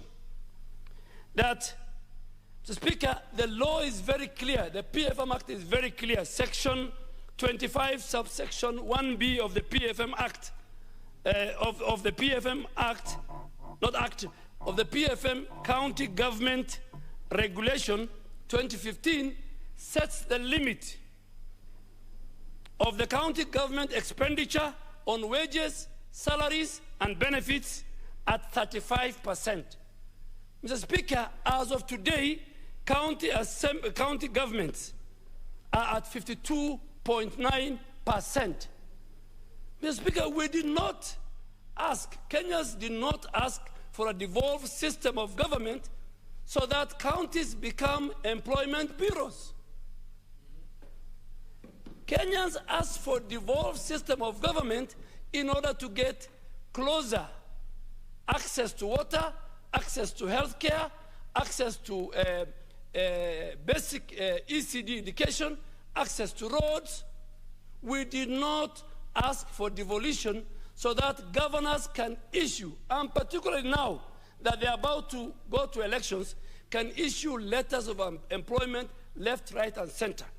And Mr. Speaker, the counties that are notorious, according to the report of the Controller of Budget, are counties like Baringo, Bungoma, Elgeyo Marakwet, Embu, Garissa, Isiolo, Kirinyaga, Kitui, Machakos, Meru, name them, about 25 of them, who have gone outside the ceiling. Outside the ceiling. I'm not seeing Kajiado, so you better read the report of the county, of the Controller of Budget. You know, I don't want to read for you. Kajiado is not there. So they have gone outside. And the failure is on the part of the Controller of Budget. The law has given power. The Controller of Budget, under its own act, Section 5 of the Controller of Budget Act, salaries, and in fact read together with Article 207, subsection 3 of the Constitution, the Controller of Budget is to enforce compliance, to set the 35% limit by exercising her powers on withdrawal from the county revenue account unless the controller of budget has gone to bed with his governors. Mr. Speaker, you know, when you see governors supporting BBI, it's not because they love BBI. When you see governors are doing this in terms of wages and violating the law, it's because they have compromised EACC. They have compromised the control of budget. They have compromised the officials of the Auditor General. This constitution created certain institutions independent to protect the law and to protect public resources. So the controller of budget must make sure those counties that have gone overboard. Mr. Speaker, my second point is the low expenditure on development budget. Mr. Speaker, the controller of budget in her reports for the 9 months preceding this financial year 2020-21 said in her report that county governments spend only 48 billion on development activities, representing an absorption level of 25%. Cumulatively, all the counties put together, they spent 193 billion. Section 107, subsection 2B of the PFM Act 2012, Mr. Speaker, this House passed, provides that over the medium and a minimum of 35% of county revenue must be spent on development.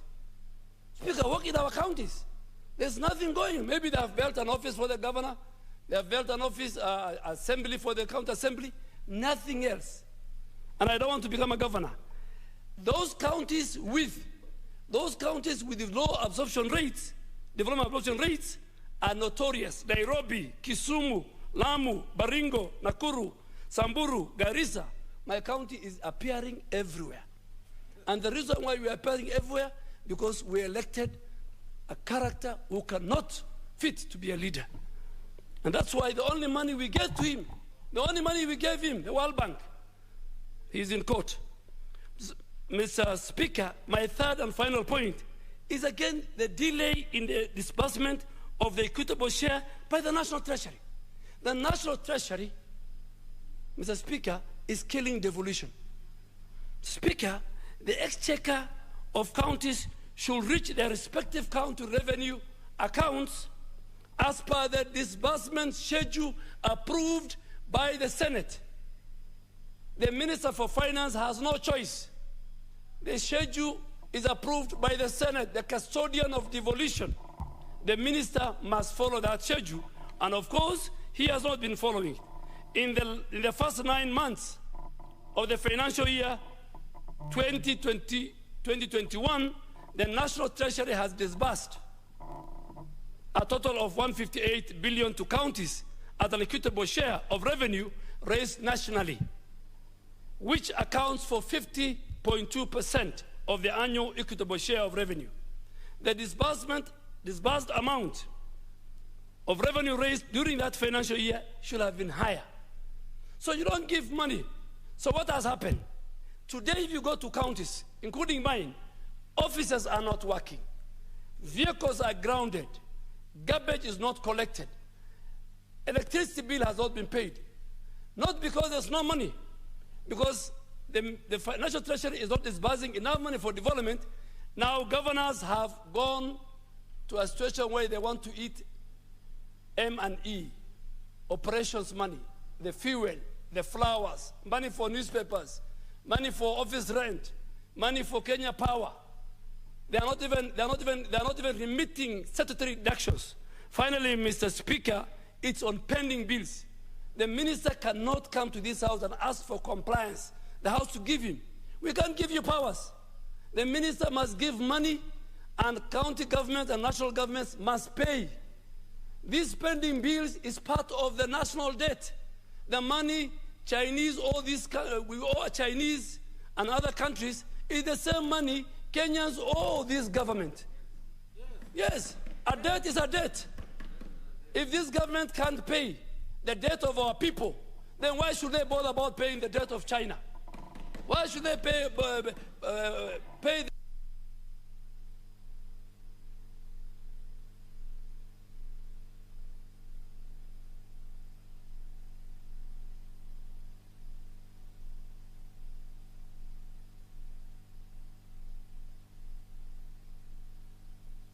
Speaker? Because, Mr. Speaker, I went into a lot of pain. I said, what is a debt? There are Kenyans, I think the chair of budget will tell us, Kenyans are owed by county and national government close to 180 billion. Now, we are very much concerned about the debts that we owe IMF, World Bank, China. Why can't we first pay the debt we owe our people? Because if we pay our people, the economy will grow. Speaker, people are defying the instructions given by President Uhuru Kenyatta. In June, Madaraka Day in Narok, I was there. He said pending bills must be paid. Unless people working for the president doesn't want to follow his instructions. Mr. Speaker, pending bill is a cancer. It's affecting every village, every mamamboga. Let this government pay pending bills before we pay our debts to China and everybody else. The Honorable Gikaria, member for Nakuru Town East. He's not there. Are you going? Very well. Not desiring to be in the house. The next on my list here is the Honorable Mugambi Gishuki, member for Thaya.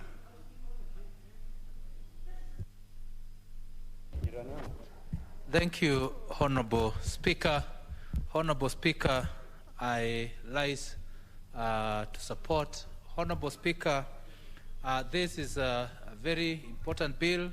As you know, we are devolving 370 billion to the county government. And Honorable Speaker, this is quite a substantial amount of money that we all need to see that it's put into proper use. Honorable Speaker, when you go around counties, you see a lot of wastage, you see a lot of projects, Honorable Speaker, started and not completed.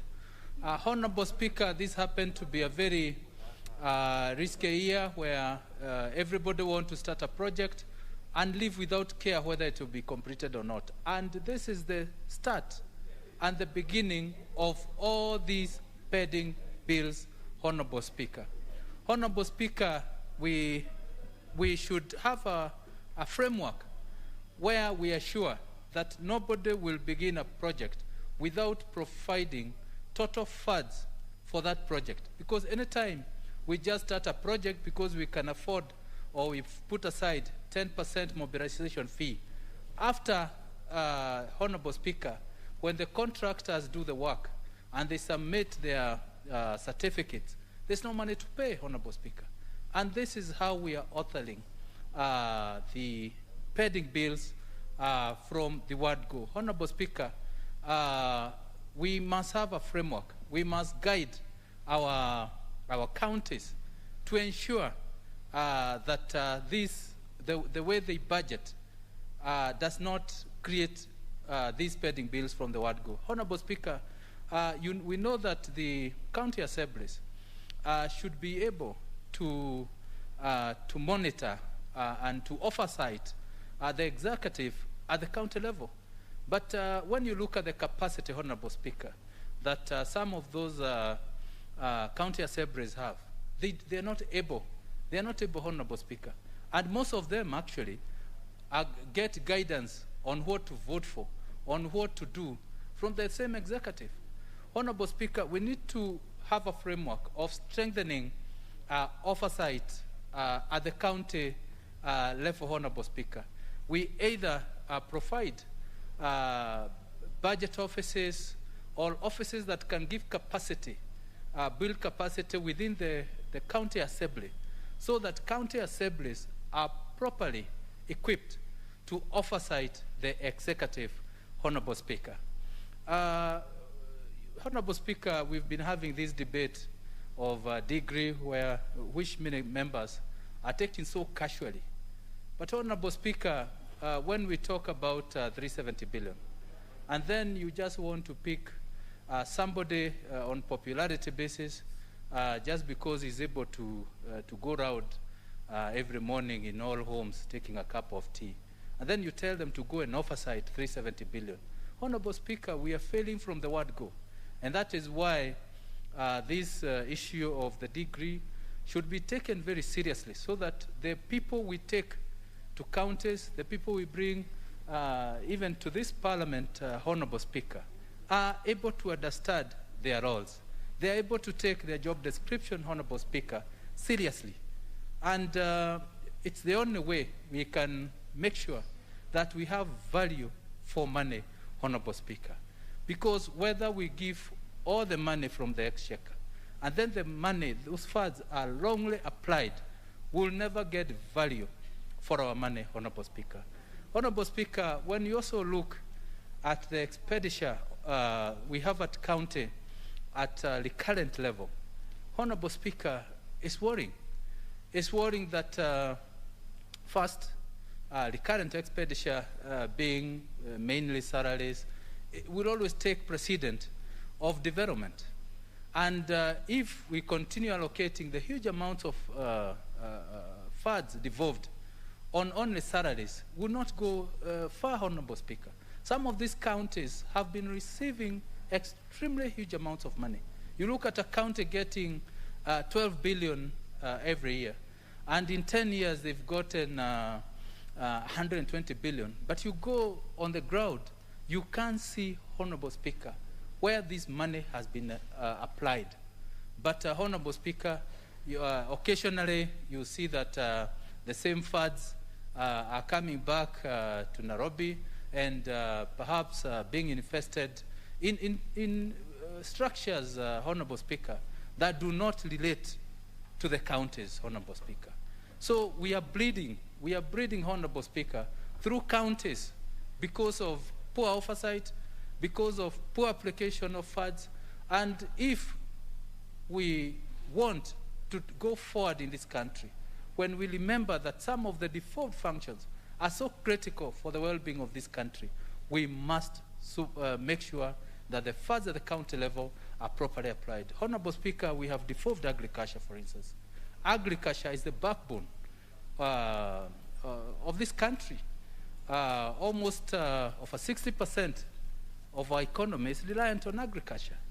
And when we have devolved agriculture, and then the funds allocated in those areas are not properly applied, there is no way, Honorable Speaker, this country will go forward. There's no way, and therefore, Honorable Speaker, we request that even through this House, we strengthen the PFM Act to make sure that we have even stronger mechanism to guide and oversight the big funds that we are taking to the counties, Honorable Speaker. You know that even when we were pushing for BBI, we are pushing even to increase the funding to up to 35%, Honorable Speaker. And if we push more funds without better controls, then it means we are increasing wastage, Honorable Speaker. There is also one major role that has been involved, like environment. Environment, Honorable Speaker, is very critical in this country. But most counties do not take environment seriously. In some cases, we've been seeing some counties even hawking, Honorable Speaker, hawking garbage.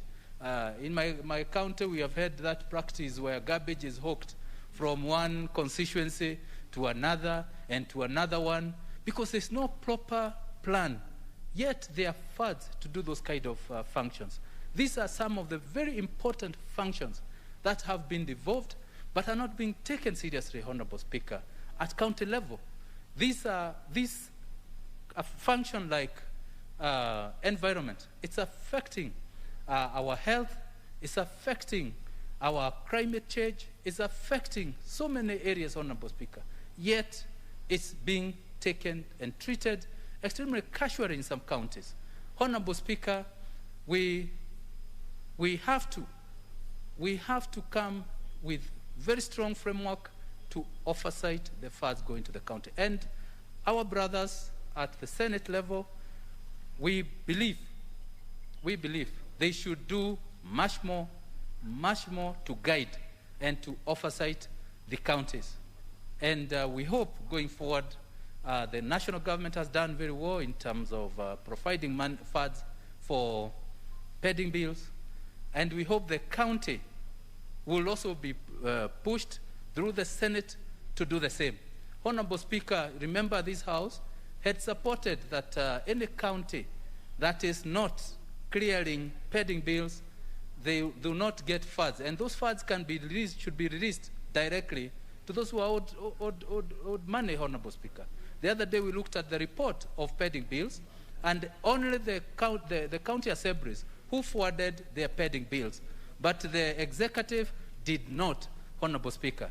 And this is a matter that the Senate should follow and ensure the executive part of the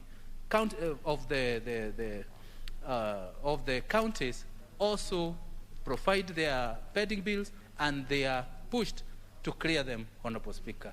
I beg to support. The Honorable Sotsi. Mr. Speaker, I rise to support this bill, which is very important, a bill allocating funds between the national government and our 47 counties. Mr. Speaker, just like has been said by other members, we have a lot of challenges in our counties. First of all, the issue of pending bills, which even in the budget that we are discussing is one of the issues that has been raised to be a problem even to the national government. And I want to support the proposal by the Budget Committee that we need to have a fund domiciled the Treasury to manage this challenge of pending bill. They have proposed that we have a long-term bond that will be used to manage the problem of pending bill. I think the same should be done to various county governments, because we understand there are various reasons why counties have pending bills.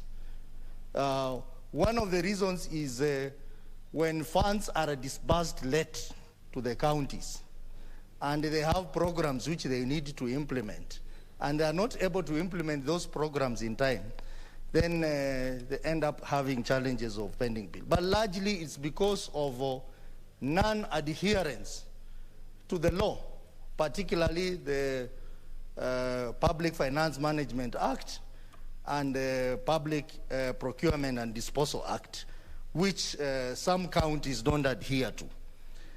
The second challenge, Mr. Speaker, is the issue of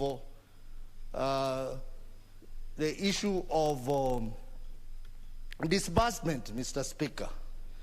We saw last night how some of our governors were making very desperate calls to the government to release money to them.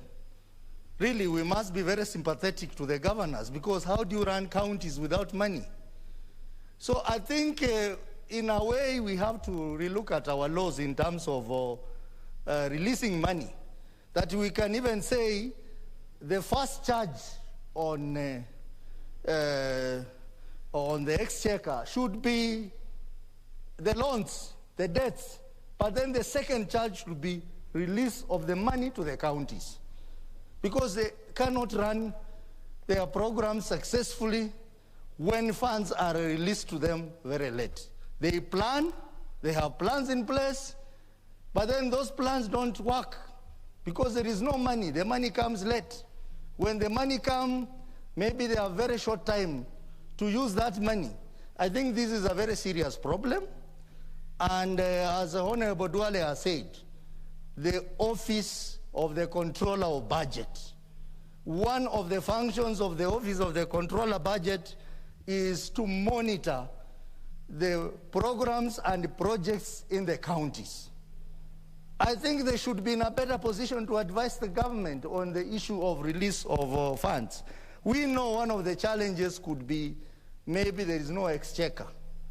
But when exchequer is found, I think it is very critical that county government must be given priority. Because in law, they are required to have the funds as required in law. Mr. Speaker, the other challenge we have in counties is oversight. As has been said by one of the members here, I think a lot needs to be done to improve the oversight function in the counties. We do not want just to hear about MCAs wanting to impeach governors. That's when you hear about them. We want effective oversight in the counties under the Senate. I think it's high time the Senate stop poking their holes in the functions of the National Assembly and they focus on the many challenges that we have in our counties, including the challenge of pending bills. There are so many issues that the Senate can deal with. Sometimes I see the Senate handling issues which are primarily issues of the National Assembly, when we have a lot of issues that require their interrogation as a Senate. So oversight is really an issue on the management of counties, right from the county assembly to the Senate, which I think we need to look at it and strengthen the oversight. If it will require increasing the capacity, we need to increase their capacity so that they can perform. And as has been said by one of the members there, the issue of degree requirement, I think is important. We need to have people who can understand complex audit reports by the Auditor General so that they can raise questions. But, Mr. Speaker, if we have a situation where we have members of the County Assembly whose only strength is that they were able to mobilize votes, but they can't even speak English,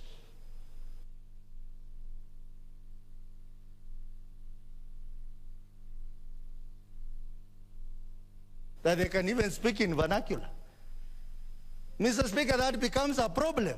So I think the issue of oversight is very key in the counties and is something that we must look at so that we can enhance devolution. Mr. Speaker, some of the counties have challenges in terms of the money allocated to them, what they spend on a recurrent expenditure, and what they remain to spend on capital projects. And I think some of these counties, if we are not careful, they may have challenges in future.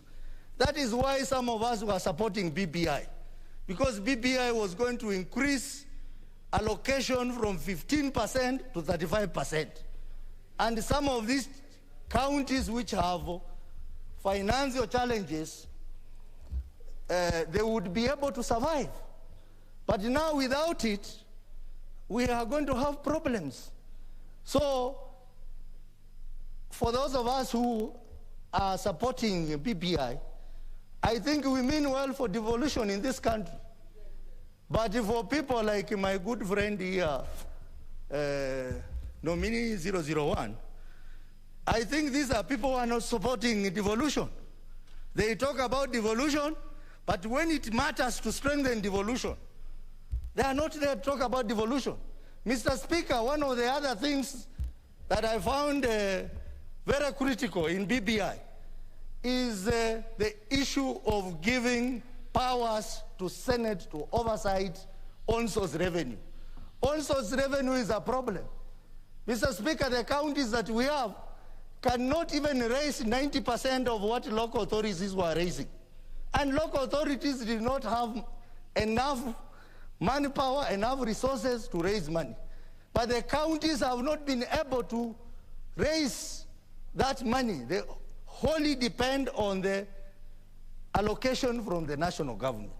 And I think it's very important that Senate has a role to play in terms of oversighting the on-source revenue so that counties are able to generate enough local revenue to sustain some of the programs instead of waiting like beggars for the county government, for the national government to send money to them. And I think this is one area that I fully support as one of the proposals in BBI, which I'm now saying that those who don't support BBI are not for devolution in this country. But those who support BBI are supporters of devolution in this country. Mr. Speaker, I support. The Honorable Shamala. The Honorable Sankok, what is out of order? You wanted to have to add your voice to this? No, he had mentioned me adversely. I don't support that is okay. people, but he was out of order because he cannot say that there is corruption in the counties and he want to increase money for corruption to happen in the counties at the same. It is well. The Honorable Sankok. Yes, sir. Just take it easy. Thank you, sir. It's okay. The Honorable Shamala.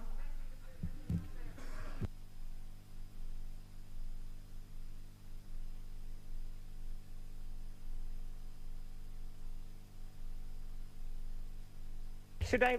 Thank you. Thank you, Mr. Speaker, sir.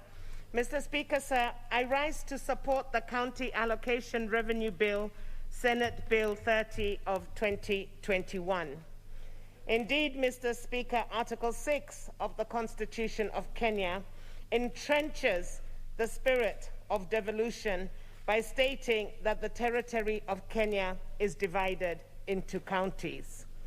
However, I am extremely concerned, especially when I heard yesterday from the chairman of the Budget and Appropriation Committee stating that county governments have not provided details and reports on pending bills.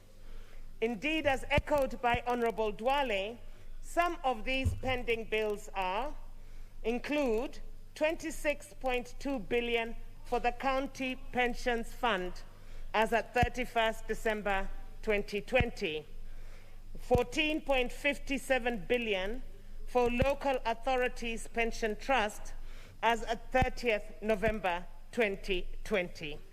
It is indeed true, and I want to reiterate, that this money belongs to the people of Kenya. And if the counties at a devolved unit cannot release this money into the economy, then indeed we are facing dire circumstances. I want to state, as Honorable Dwale said, that the President had ordered that these pending bills be released, and it is a matter of great and extreme concern, and it must be followed through and addressed immediately. With those few, of course, it is also extremely important that the oversight of the county governments must be a matter now of really national importance. Oversight by the MCAs, the members of the county assemblies, and the Senate.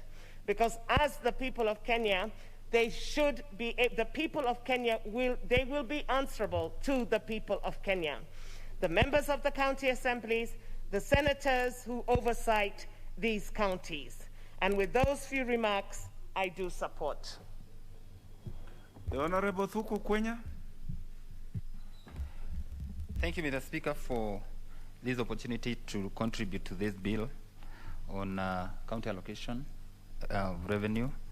And from the onset, I want to state that I support the bill because this is going to make sure that our counties get their allocation for the coming financial year of about 370 billion from the National Treasury. And on the same, Mr. Speaker, on the same breath, I also want to recognize that there's so much that has been done by our county governments because we need to be a people who appreciate ourselves. At times we are so hard on ourselves, we don't want to see any good. And in fact, in the spirit of devolution, this is what we wanted to see. And as much as much needs to be done, we must appreciate that much has been done. And if the National Treasury was effective enough or kind enough to be disbursing money to the counties in time, I believe much more would have been achieved. In fact, the biggest impediment to development in our counties is not just county governors, because anyway, we have an oversight mechanism whereby county governors are supposed to be held to account to the county assemblies. Secondly, we have the Office of the Auditor General, where they're supposed to flag off issues of misappropriation. We have institutions like ethics and anti-corruption. We have all these institutions and Office of the, Controller of Budget, where they're supposed to work in tandem and in unison, so that then we see that our counties deliver as it is expected of them by our citizens. Mr. Speaker, this allocation of 370 billion is becoming a big debate, but we're also forgetting that our counties generate own income through the revenues that they collect through levies, licenses, and monies like that, of which is never seen to be accounted for. The public do not have a feel of the monies that they pay in terms of those levies. And therefore, Mr. Speaker, maybe Senate should come up with a mechanism whereby every county should publish the kind of monies that they collect. We have had some inefficient systems of manual collection of revenue through sales and revenue and levies that are collected from our farmers, from the production that come from the counties, especially sand, stones, and such kind of things. And the monies are collected manually. So that there is likelihood of pilferage or loss of such revenues, and it's a lot of money. If that money is put into to the rightful use, then it can supplement or complement the monies that they're getting from the exchequer. Mr. Speaker, our county governors must be tasked to account for the monies that they are receiving. And in accounting, budget making process should be a priority, and the priority of the Senate, even as they oversight our counties. Because you find that our governors or the executive in the county government are allocating so much money for what I would call social handouts, and in the name of social welfare. You envisage, or you see in the Constitution, the drafters of the Constitution envisaged a situation whereby the government would come in handy, according to Article 43 of the Constitution, to empower people or to bring about economic social rights. But now what the county governments are doing, they're doing handouts that are really going to, maybe with a focus of winning the citizenry for them to vote for them in the coming elections. We cannot have our tax money being given out to buy blankets, mattresses, at will, even when there is no need to do that. Because as opposed to these handouts, or because they're just handouts of foodstuffs, of gas and gas cylinders and stuff, we should have a situation whereby the county governments are empowering our people economically, so that then they can produce and be in a position to procure the blankets and the gas cylinders and things like that, as opposed to the handouts that they're giving, so that then we do not get value for our money. Mr. Speaker, Article 43 talks of social rights. And one of the social rights and economic right is the issue of health, access to health. Our county government must be seen to be investing heavily in matters health. You walk into our health centers, all you see is, all you get there cheap medicine, that's painkillers. There are no doctors, there are no sufficient nurses. You go to down to our county governments, the issue of water is a big issue. Nobody is investing in such programs that are for posterity, as opposed to what I have just said. And therefore, we would want to see our county governments investing more in investments that are for posterity.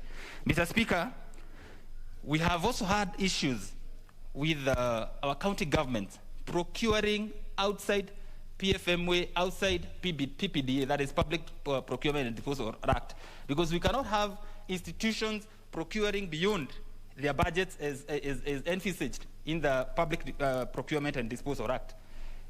Therefore, in accordance with the call by the President, our President, His Excellency Uhuru Muigai Kenyatta, that every procurement be done above board and be a procurement, so that then there is no there's not much of human interaction.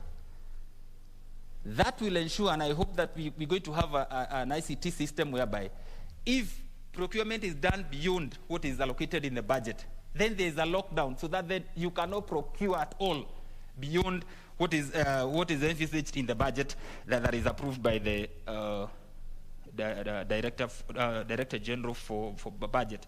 Mr. Speaker, I also want to speak on the issue of releases to counties in time. As I had said before, you realize that so much delays that are occasioned by the Treasury, because they give priority to the ministries and departments that are within the national government. But our county governments are left at the mercy of the Treasury and begging, whereas they should be getting the first priority. The surest form of devolution, if we are to spur growth and economic development, then it must be at the county level. Because once the county government start doing projects at the county level, the contractors are local. That means that money will have a ripple down effect to the people. Finally, Mr. Speaker, on physical planning, you realize that our cities or our towns are growing tremendously because of devolution. But in terms of physical planning, you find that the county governments do not have or are not building capacity so that then they can be able to deal with the growth that is happening within our county government or within our towns. I would give an example of 2 towns in my constituency, Kinangop. One is called Engineer Town, another one is called Jabini Town. These are towns that are growing tremendously. But you find that the government or the county government is not investing in terms of planning how sewer is going to be taken care of, in increasing water capacity. There are no play fields, markets, such kind of things. And I think it's just about time that we find in these budgets that are done by the county government a situation whereby they are doing some level of expansion of such facilities or amenities, so that then they can be able to deal with the growth that is happening within those towns. Finally, Mr. Speaker, His Excellency the President Uhuru Muigai Kenyatta, when he was re-elected for the second time, he spoke of the Big Four agenda. That is, and on top of that, of it was the issue of manufacturing. Mr. Speaker, would want to see our county governments putting money into some of these issues to do with manufacturing, building factories in our constituencies and in our sub-counties.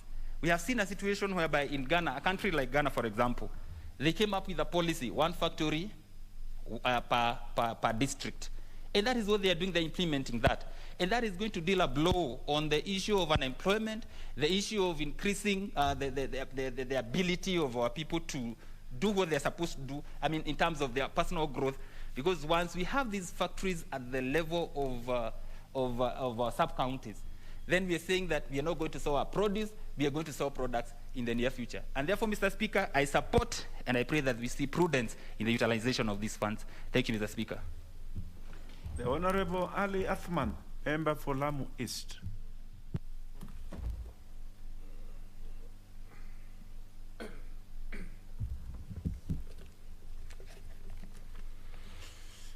Asante Mheshimiwa Spika. Mheshimiwa Spika, ningependa kuchukua fursa hii kuungana na wenzangu kuunga mkono huu mswada ambao uko mbele yetu kuhusiana na ugawi wa pesa ambazo zinaenda kwa serikali za kaunti. Mheshimiwa Spika, kwa kweli Wakenya mwaka 2010 walisimama kidete kuhakikisha kwamba wamepitisha katiba ambao zitakuwa na serikali za counties. Mheshimiwa Spika, kutokana na hilo matarajio ya Wakenya yalikuwa ni mengi sana. Miongoni mwao ni kuona ya kwamba huduma zimeweza wafikia kule mashinani na kuhakikisha kwamba usawa umepatikana na kuhakikisha kwamba wamefurahia na zile huduma katika nchi hii ambazo zilikuwa zifike kwa kila hizi sehemu ambazo ziliweza kugawanywa sehemu 47 katika nchi hii. Mheshimiwa Spika, Vile vile ni jambo muhimu sana na ni jambo ambalo lahitaji kuzingatiwa, ya kwamba zile fedha ambazo zinaenda katika serikali hizi za kaunti ni fedha ambazo zahitaji kuwahudumia wananchi, Mheshimiwa Spika. Lakini kwa masikitiko makubwa, Mheshimiwa Spika, tumeweza kushuhudia kwa takriban hivi sasa awamu ya pili kuanzia serikali hizi zianze shughuli zake, kwamba kumekuwa na matatizo mengi sana, Mheshimiwa Spika, hususan katika zile hali za uongozi ambao unapatikana katika sehemu hizi. Mbali ya furaha ya Wakenya kutaka serikali za kaunti ziwe zinafanya kazi, ama kutaka serikali ya kitaifa iweke serikali za kaunti kwa kila sehemu 47 hizi ambazo zipo, Mheshimiwa Spika, lakini yale yanayoshuhudiwa hivi sasa, Mheshimiwa Spika, imekuwa ni matatizo mengi sana katika serikali hizi za kaunti, Mheshimiwa Spika. Na ukweli ni kwamba Wakenya wanahitaji huduma, Mheshimiwa Spika, lakini yale madhila na mateso ambayo yanaonekana hivi sasa, Mheshimiwa Spika, yanasikitisha sana, Mheshimiwa Spika.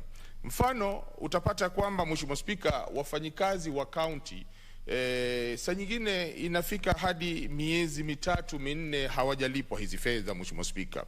Na pengine niseme tatizo hili mara nyingi huwa linaambatana na kutokana na kuchelewa kulipwa hizi fedha, Mheshimiwa Spika, kwa hizi serikali.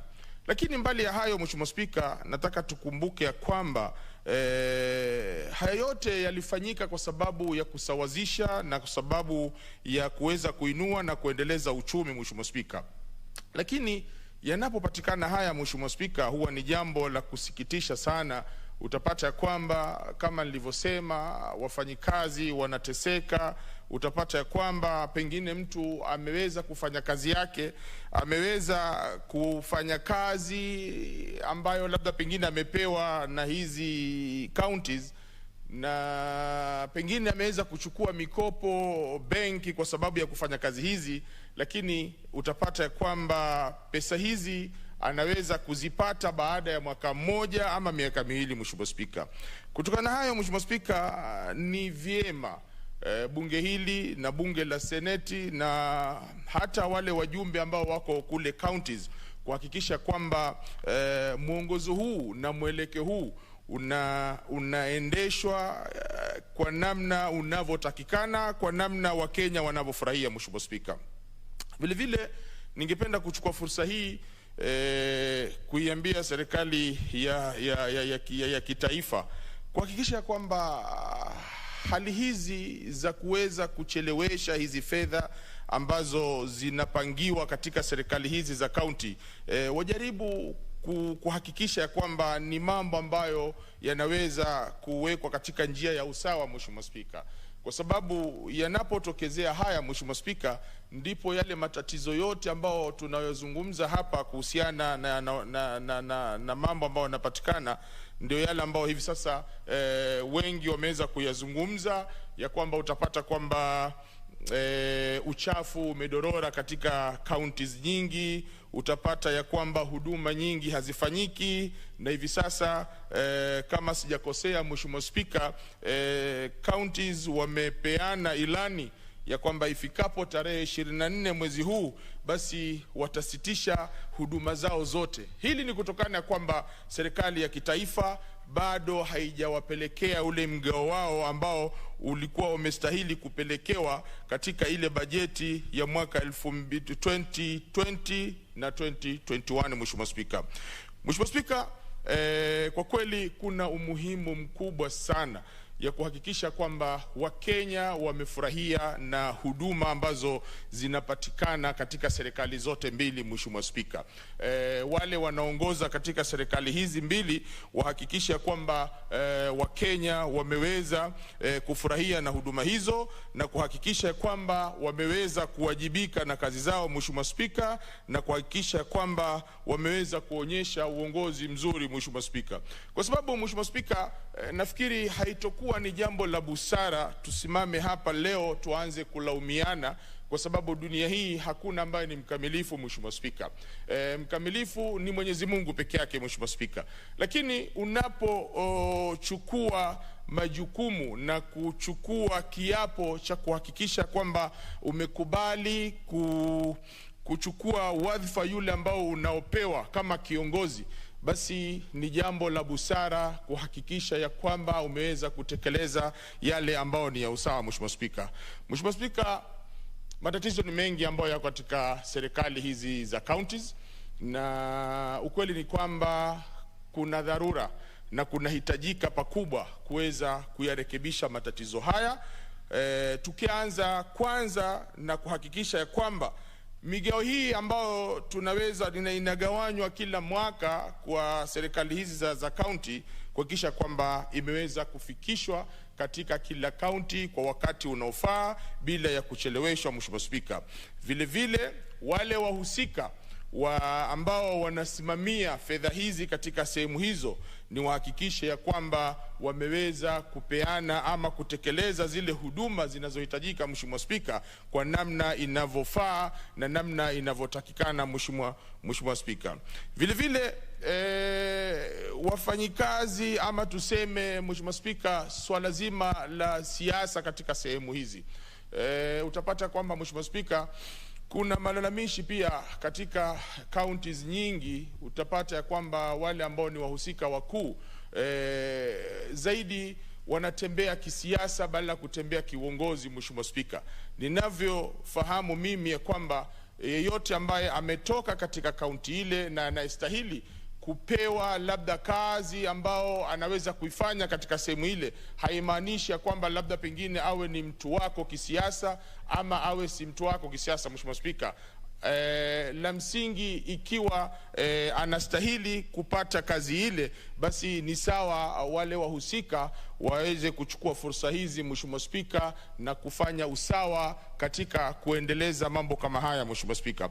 Kwa haya machache, Mheshimiwa Spika, ningependa tu zaidi kuhimiza serikali ya kitaifa kuhakikisha kwamba matatizo haya hayapatikani, kwa sababu yanapotokezea mambo kama haya, Mheshimiwa Spika, ndiposa zile shida nyingi ambazo utaziona zinajitokeza katika counties na lawama zinakuwa nyingi, na ule uchumi unaanza kuleta shida katika sehemu zile, kwa sababu zile fedha huwa hazijakuwa na utaratibu ama zinapokuwa hazijafika katika sehemu hiyo, Mheshimiwa Spika, basi ni wengi ambao wanapata matatizo na wanapata shida sana kutokana na hali hii. Kwa haya machache, Mheshimiwa Spika, naunga mkono mswada huu na kuhakikisha kwamba hili limeweza kutekelezwa kwa njia inayostahili, Mheshimiwa Spika. Asante. The Honorable Ole Sankok, you're on this list, but you had already spoken to this. Yes. So I'll give to the next one, and that is the Honorable Martin Owino, member for Ndiwa. Thank you, Mr. Speaker. First, I want to say I rise to support this bill, County Allocation Revenue Bill number 30, 2021. Mr. Speaker, I'm a supporter of devolution, and I believe as a house we have to put all the efforts required so that we can have our devolution thrive, both addressing issues at the county level and also at the national level. Mr. Speaker, one area which I'm really passionate with is health. And I think even if we give the counties money or they generate money from facilities, there was an order which was very efficient. And Dr. Nyikal really participated in authored this Facility Improvement Fund. The Speaker, that means only that the funds have to be generated in the facilities for service, and those funds were retained in the facilities in order to provide and improve infrastructure and others so that the facility can be afloat financially. But there was a circular, Mr. Speaker, that came and removed those, meaning that those facilities in A&A now goes to the county revenues. account and then reauthorized to be used. And when they go there, Mr. Speaker, they get swallowed up in the budgeting. And they can only now be given money back as budget, which actually never come back in time. Right now, Mr. Speaker, as I stand here, all health workers in my county have down the tools. Some people are even being removed from the wards because there are no personnel. The Speaker, on that vein, there were some facilities which were taken and made COVID-19 treatment centers. That means all the services which they were doing, including delivery and others, which used to generate income to those facilities, vanished. The Speaker, those facilities are not even paying now their utilities, not even support staff. So those facilities are dead. And you can imagine how people are suffering. The Speaker, talking about this bill, I want also to add my voice to this pending bill. Mr. Speaker, this pending bill, which is being talked about, has become another animal to defraud Kenyans. There's no pending bill. If we are doing program-based budget, meaning you put a program or an intervention and you allocate funds for it. So what is happening here is that the Treasury is not disbursing money to the counties. So we should talk of money being owed to the counties in another way. But now, if we don't disburse money efficiently, on time, these contractors who have done their work bring litigations. So we have other money accruing on top of what was supposed to be paid for a program. Now, if you lump it and you get to pay them like that, that is where one member here said, instead of 90-something, it came back to 40s. It's another vehicle which we are going to lose money through. And I urge this House to look into that very carefully, Mr. Speaker. The other issue is, Mr. Speaker, there is a disconnect between some of the funding for the counties and also national obligations. For example, Mr. Speaker, the disasters, the fires, the floods, and all the food insecurity are left for the counties because agriculture is devolved. But there is no sufficient money allocated to this. I think I'm preaching to the choir here because the members of parliament are really struggling when it comes to disaster. They expect you to respond with your CDF, and you don't see any effort from the counties because they don't have adequate allocation of this. Mr. Speaker, I don't know, we talked about disaster management bill. I don't know where that is, but I think this should be centralized so that we have a proper response. The Speaker was watching television and I saw how the land was moving underneath some houses, I think in the coastal region. And it's very painful because the victims are alone. The county government would like to respond, but there are no resources. How do they do it? The national government response is not clear, it's not streamlined. And we cannot respond to disasters from Nairobi to all counties. So there's a disconnect even in funding. And I think there's a gap, Mr. Speaker, that this House should look into. The other disconnect is, and the safe fly, Mr. Speaker, is a menace which cuts across many counties, from Lambwe Valley to Mbeere North and South, and many other areas in Western area. Mr. Speaker, today, as we speak, we lose 20 billion of economical nature because of the mortalities of livestock, the drugs that are used. And but I thank Kentech, which has been dismally funded to do this job.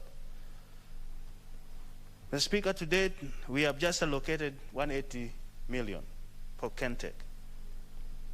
And I've just compared with the loss which incur every year, 20 billion. This is a livelihood of our Kenyans, which could have done better if the proper intervention of this fly was done. To me, if we allocate this money, 180 million now, that's what we are appropriating here, that it means then it's kind of a national government funding the Kentech to do the work. Then the counties will have no response. And this fly continue to ravage the livelihood of many Kenyans.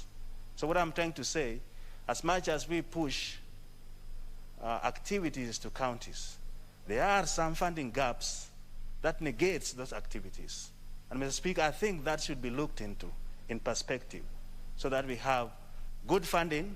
In fact, the Ministry of Agriculture had recommended we appropriate or allocate 710 million to cater for research and interventions. And I just see 180. I think, I don't know whether it's possible in the Committee of Supply, look into this item and make sure that the livelihood of the farmers in this region are also considered. With those remarks, Mr. Speaker, I support, and let's continue to support devolution. That is the only way to go as we usher in efficiency and effectiveness. Thank you, Mr. Speaker. The Honorable Koi Waluke, member for Sirisia.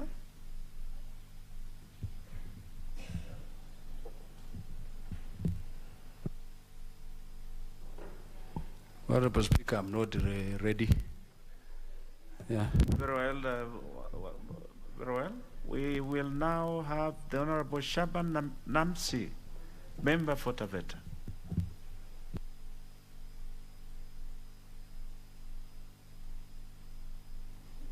Asante sana Mheshimiwa Spika kwa kunipatia fursa hii, nami pia nizungumzie mjadala huu ambao ni kuhusu sheria ya ugavi wa pesa kwa maeneo 47 ya ugatuzi.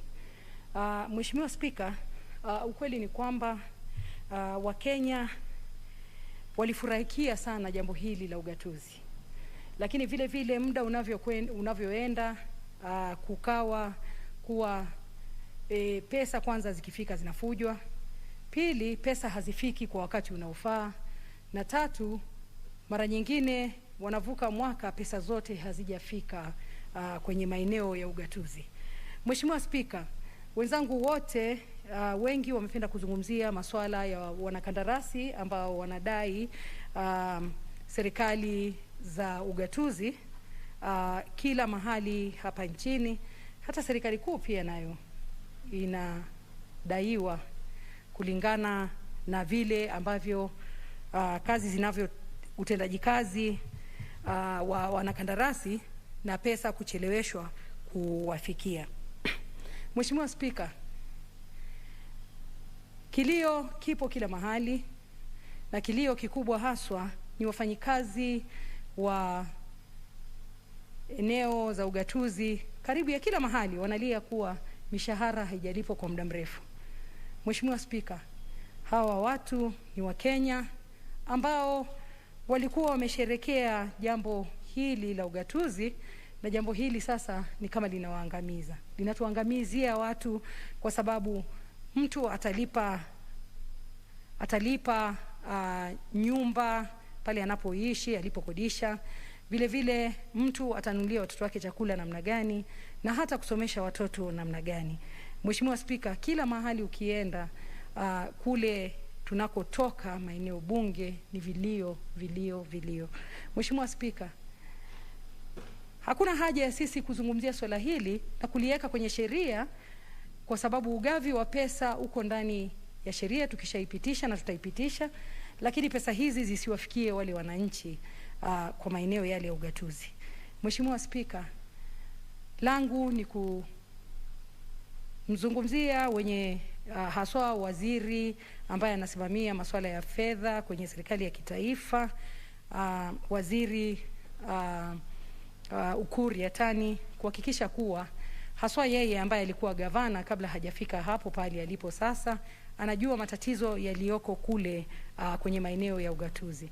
Mheshimiwa Spika, si hivyo tu, ukiangalia hata huduma zile ambazo tunazihitaji kule maeneo yetu, maeneo ya bunge, yani katika maeneo ya ugatuzi, wananchi wanateseka kwa sababu hata huduma ya afya, maji ya kunywa, kazi za kilimo zote zimeharibika. Mheshimiwa Spika, bila wafanyikazi wa serikali kuweza kusaidia wakulima ama wananchi kupata maji ya kunywa, basi magonjwa yatazidi kila siku, kwa sababu utakosa chakula na mwisho utakosa maji ya kutumia na mwisho itakuwa ni ugonjwa. Sasa huduma za afya kule mashinani zote zina matatizo makubwa sana kwa sababu fedha hazipo. Utakuta kazi za kikandarasi zimefanywa, zimeachwa nusu, wale waliomalizia wameondoka na ufunguo za maeneo yale. Kwa hivyo maeneo yale hata hayawezi kutumika. Majengo yamejengwa, yamebaki hayawezi kutumika kwa sababu wanakandarasi hawajalipwa. Mheshimiwa Spika, hatuwezi kuwa na nchi ambayo tunajivunia kuendelea kama watu wetu wanalia hawapati mishahara. Mheshimiwa Spika, hatuwezi kuwa na maendeleo kama wananchi hawawezi kupata maji safi ya kunywa. Mheshimiwa Spika, hatuwezi kusema kuwa sisi tunategemea kilimo nchini wakati wafanyikazi wanaosimamia na kufunza wakulima juu ya kilimo hawajapatiwa mishahara yao kwa miezi hiyo yote. Mheshimiwa Spika, nafikiria si siri kuwa magavana wote wamekuwa wakilalamika kuwa pesa hazijafika. Lakini vile vile pia magavana wakipata pesa zikifika kwenye serikali za ugatuzi, wanatakikana kuhakikisha kuwa wamesimamia kisawasawa ili pesa zile ziweze kutumika kwa huduma zile ambazo zinatakana kumsaidia mwananchi pale chini mashinani. Mheshimiwa Spika, watu wengi wamekuwa na shida, haswa wanakandarasi, kuwa hawapati malipo. Wengine wamechukua mikopo kwenye benki na wanashindwa kulipa kwa sababu ya kuweza kutekeleza miradi ile ambayo walikuwa wamepatiwa kwenye kandarasi. Mheshimiwa Spika, lazima waziri na serikali yetu ya Kenya ihakikishe kuwa pesa zinatoka kwa wakati unaofaa, ndio serikali pia isiingie hasara. Manake zinavyochelewa kulipwa ndio wale wanakandarasi pia wanadai zaidi. Mheshimiwa Spika, swala hili la malipo limecheleweshwa na serikali inaingia hasara, mwananchi anaingia hasara, manake pesa hazifiki kwa muda unaofaa. Mheshimiwa Spika, sina mengi ya kusema isipokuwa kuunga mkono kuwa isiwe tu ni sheria tunapitisha, pesa hizi bilioni 370 ni lazima zifikie maeneo ya ugatuzi ili fedha hizi ziweze kuwasaidia wananchi waweze kufurahia matunda ya ugatuzi. Mheshimiwa Spika, naunga mkono. The Honorable Kimari, member for Mathioya.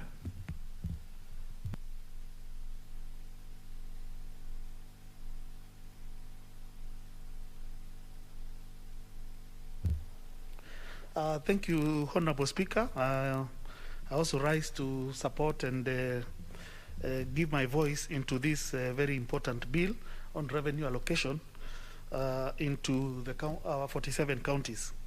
Honorable Speaker, the issue of devolution cannot be gainsaid, and I think this is a very important thing that came into this country. And we have seen monies allocated to the counties continue to rise, Honorable Speaker. And for me, Honorable Speaker, what we would want to see is perhaps we need now to start seeing better oversight. Better oversight and those areas to be strengthened, Honorable Speaker, especially involving our county assemblies, Honorable Speaker. We know in a lot of these houses, counties, assemblies, there is a lot of intimidation to the point where they are not able to carry out their work thoroughly and well. We need to ensure that this can be anchored into law. We can ensure, for instance, issues like even county ward funds, which were were going to be factored in the BBI. Some of those issues, Honorable Speaker, can even be done by this House without necessarily going into a referendum. We need to ensure that our county assemblies are solid, they have their own budgets, their wards have certain amounts already factored, so that as they work for their respective counties, they will be able to work knowing that they will not be intimidated, that they will not get development, because we've seen this happening in a lot of areas. Honorable Speaker, even our brothers here in the Senate, we would also want to see them being able to oversight the counties in a better way. Honorable Speaker, we have seen a lot of overlaps, and I think this has already been mentioned here. We've seen overlaps. Roles that can be easily handled by this House are also duplicated by our brothers in the Senate. We have seen instances, for instance, Honorable Speaker, when this House was already seized on a matter when we had a dam that had burst its banks in the Rift Valley. The Senate were also investigating the same matter, and at the end of the day, Honorable Speaker, it does not come out well when the two houses take reports that don't seem to be really speaking the same language. For me, I would want to see these roles streamlined so that the Senate can perhaps be able to stick to those matters, counties, and to ensure that they can be able to follow them through in a better manner. Honorable Speaker, the issue of pending bills has really been mentioned today, and in this is a thorn that is really big in almost every county government. Although they may insist that sometimes monies are delayed at the national, by the national government, we must make sure that whatever projects and programs are factored, when funds come, they must be able to allocate money to clear the pending bills. And I think this is something that must be seen through as quickly as possible. Honorable Speaker, some of the devolved functions are very critical to our people. Honorable Speaker, we have ended up having to do some of the programs that should actually be done by the county governments. For instance, the rural roads that are not even Kera roads have been totally neglected. We've had sometimes to have to do those roads ourselves, despite even the small resources that we are getting through Kera on those roads. Even the last mile connectivity on water, which is supposed to be a role by county governments. We see national government building mega dams across the country.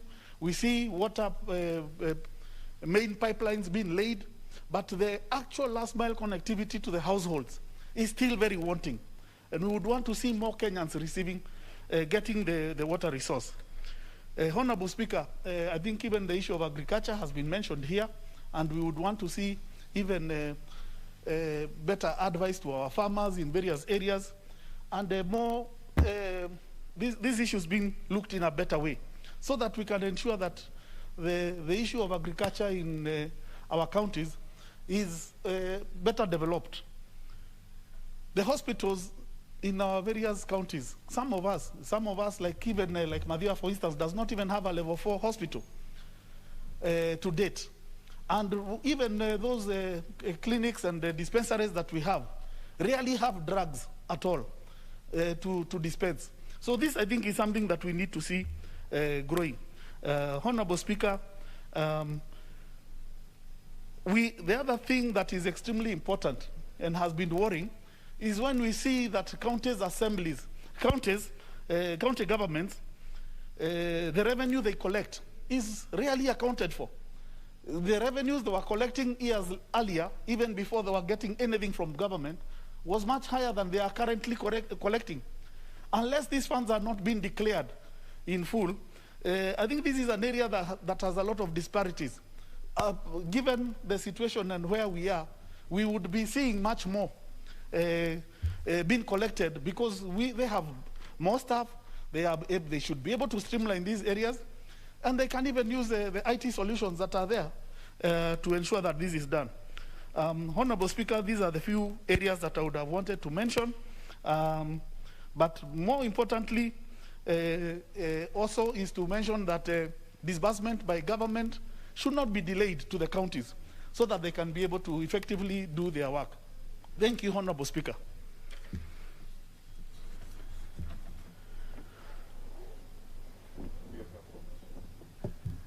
The Honorable Nyanza Edith, member for Kitui West.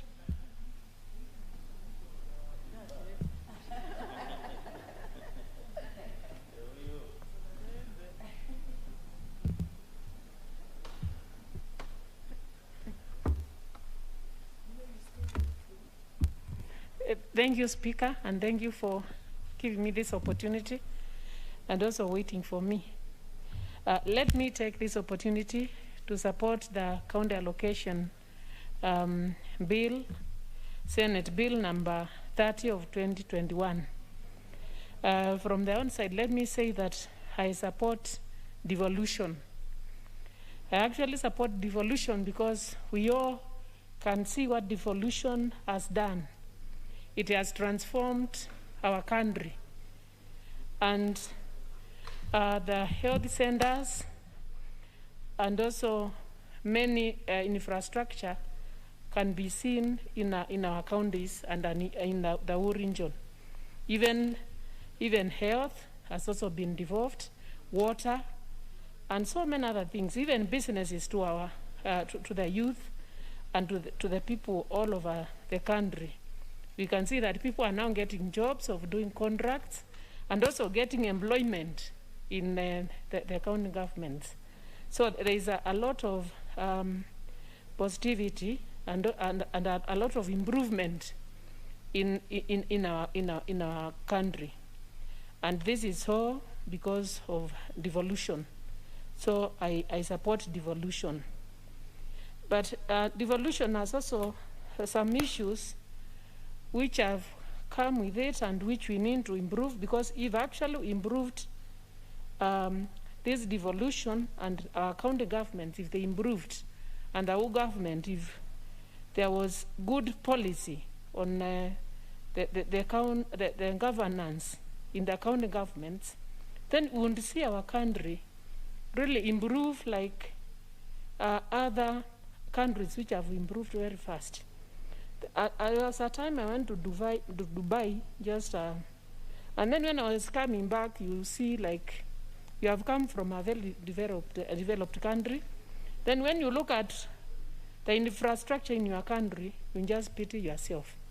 But if we supported the counter assembly, and I mean devolution, and if we meant good use of the resources which are being devolved, then our country will be just like another developed country, because this one is a very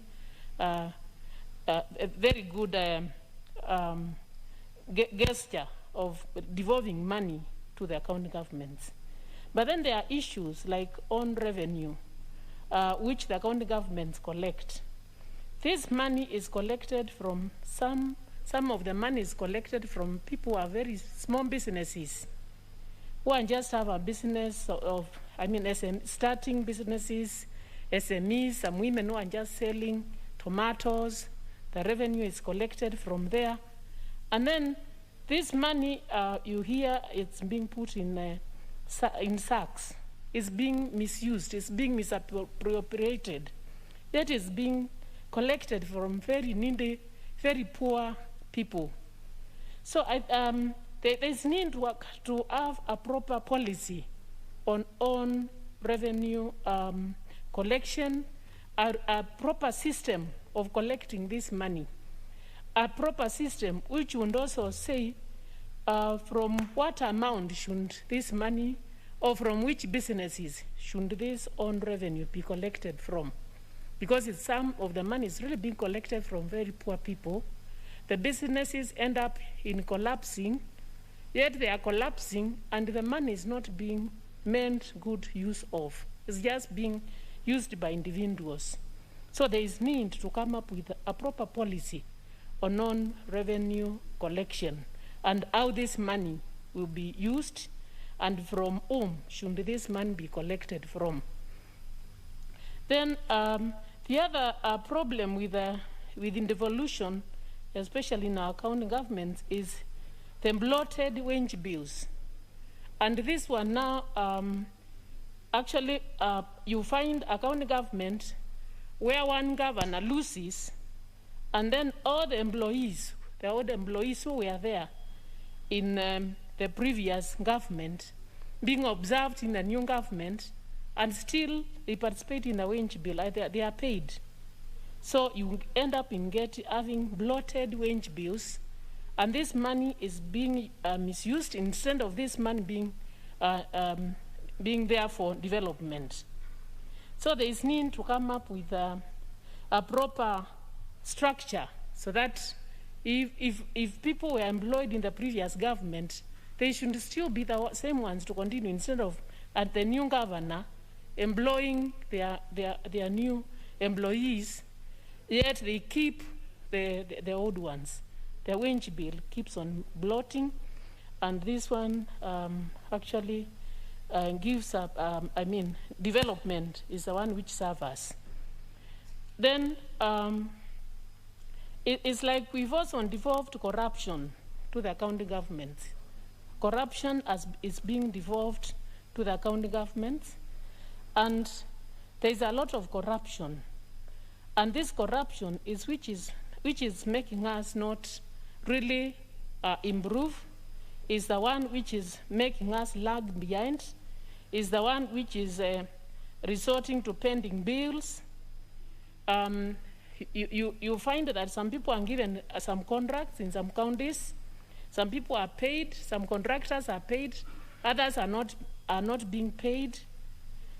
And in doing so, then they keep on taking these cases to court, and court cases now, the county governments end up in paying for these court cases, therefore compromising the money which was meant to be for development. So if we could have a structure like the CDF structure, whereby this amount is supposed to go for development, and this amount or this percentage is the one which is supposed to be for current expenditure, then our devolution would see a lot of improvement, and our country would soon be a developed country. Because this one, devolution, it's actually a success story, only that we need to improve on oversight, we need to improve on the structure, and come up with a policy on how to improve the devolution. So with those remarks, Mr. Speaker, I support the bill. Thank you. The Honorable Mzigi Mnene, member for Taita Taveta. Well, thank you, Mr. Speaker, for also giving me an opportunity to add my voice to this county allocation revenue bill, Senate Bill number 30 of 2021. And from the onset, Mr. Speaker, I want to start by saying that I want to support, and I want to support this bill because it is going to make sure that there will be revenue in our counties, and therefore smooth running of businesses in the county. But Mr. Speaker, as I support, I want to say, as many have spoken here, I want to say there are challenges. Mr. Speaker, there are challenges because we have seen people suffer, and majority of the people are people who have been doing business with counties because of pending bills. Mr. Speaker, people have died because of high blood pressure. People went ahead and took loans so that they can work or do business with counties. And as at now, people are being auctioned because the counties have not paid them. Mr. Speaker, this is a very sad state of affair. And Mr. Speaker, as we pass this bill, as we discuss this bill, it is my great wish that is going to help or solve such kind of problems. Mr. Speaker, I also want to talk about the recurrent expenditure. Mr. Speaker, this, in most cases and most counties, these expenditures are huge. And as much as the expenditures are huge, the complaints also are so huge. Most of the staffs at the counties have not been paid. Majority of them have suffered. They have been kicked out of their homes. They are not able to pay rents. They are not even able to pay for their own children's school fees. Mr. Speaker, we have seen many people suffer at the counties, contrary to what we had believed that devolution is going to do. And therefore, Mr. Speaker, as I conclude, because a lot has been said, I want to say that as the monies are going to be disbursed in the counties, I will urge the county governors to priority is key, to prioritize matters. Because when you look at some issues like the issue of health, there's a saying which goes that a healthy nation is a wealthy nation. And we can't say that we are developing and we can't say that we are wealthy if our people are sick. And therefore, I will support and I will insist that priority is key as when it comes to when the money is disbursed, as they start allocating money to different items, they should prioritize health, and the staffs should be paid, and also pending bills. Thank you, Mr. Speaker, for this opportunity, and thank you. We shall have Honorable Manzo Kitonga.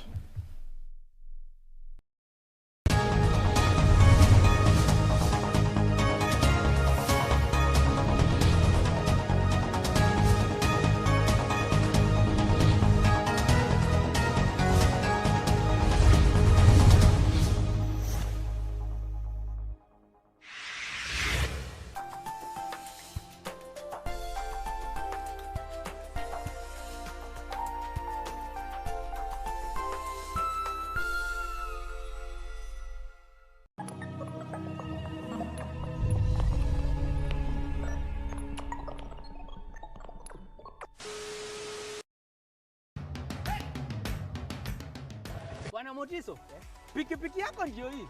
Uko shoni yangu. Hii pikipiki ni unakumbuka uniekelea the lowest unique bid yako ilikuwa ngapi? 18 shillings. Na unajua kuendesha hii gari? Kidogo. Haya, kitoko yako shika helmet, kifungu yako chomoka na mali yako. Kujiunga na QuickBid ni rahisi. Enda kwenye M-Pesa, bonyeza paybill kisha weka business number 4032353. Kwenye account weka kodi ya bidhaa unayotaka na bid yako ya chini zaidi. Kwa mfano TV 16. Kisha weka shilingi 20 tu kama idadi yako. Weka bid yako pia kwenye www.quickbid.co.ke. Kumbuka, bid ya chini zaidi ya kipekee ndio hununua. QuickBid, bidhaa bora kwa bei ya chini. Tonight on KBC Channel 1. Hello. Hamjambo. Nzuri sana. Kidogo park on risk please. Watoka wapi? Jirani yako mimi nakaa hapa phase 2 hapa. Wewe unasema waka mashambani wewe. Mimi naishi hapa karibu phase 2. Hatoke ndani yayo na kusikia.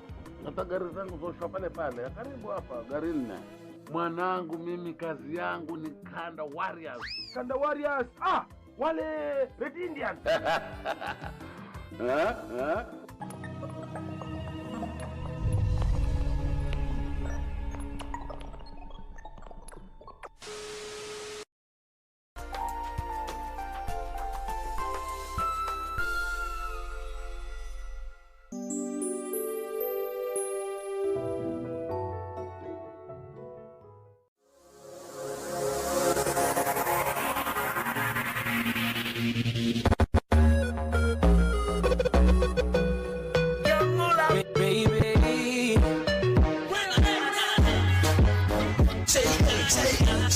sage.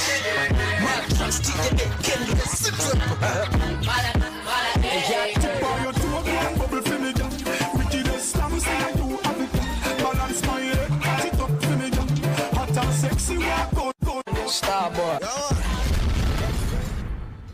Baby, when you're falling, you can lean on me. When you don't feel strong, when you don't believe. Baby, let me love you. I won't ever leave. Promise when you're falling, you can lean on me. You can lean on me. Stay, stay, stay forever. You can lean on me. If you stay, stay, stay forever. You can lean on me. I don't even got a lot to give you. So will it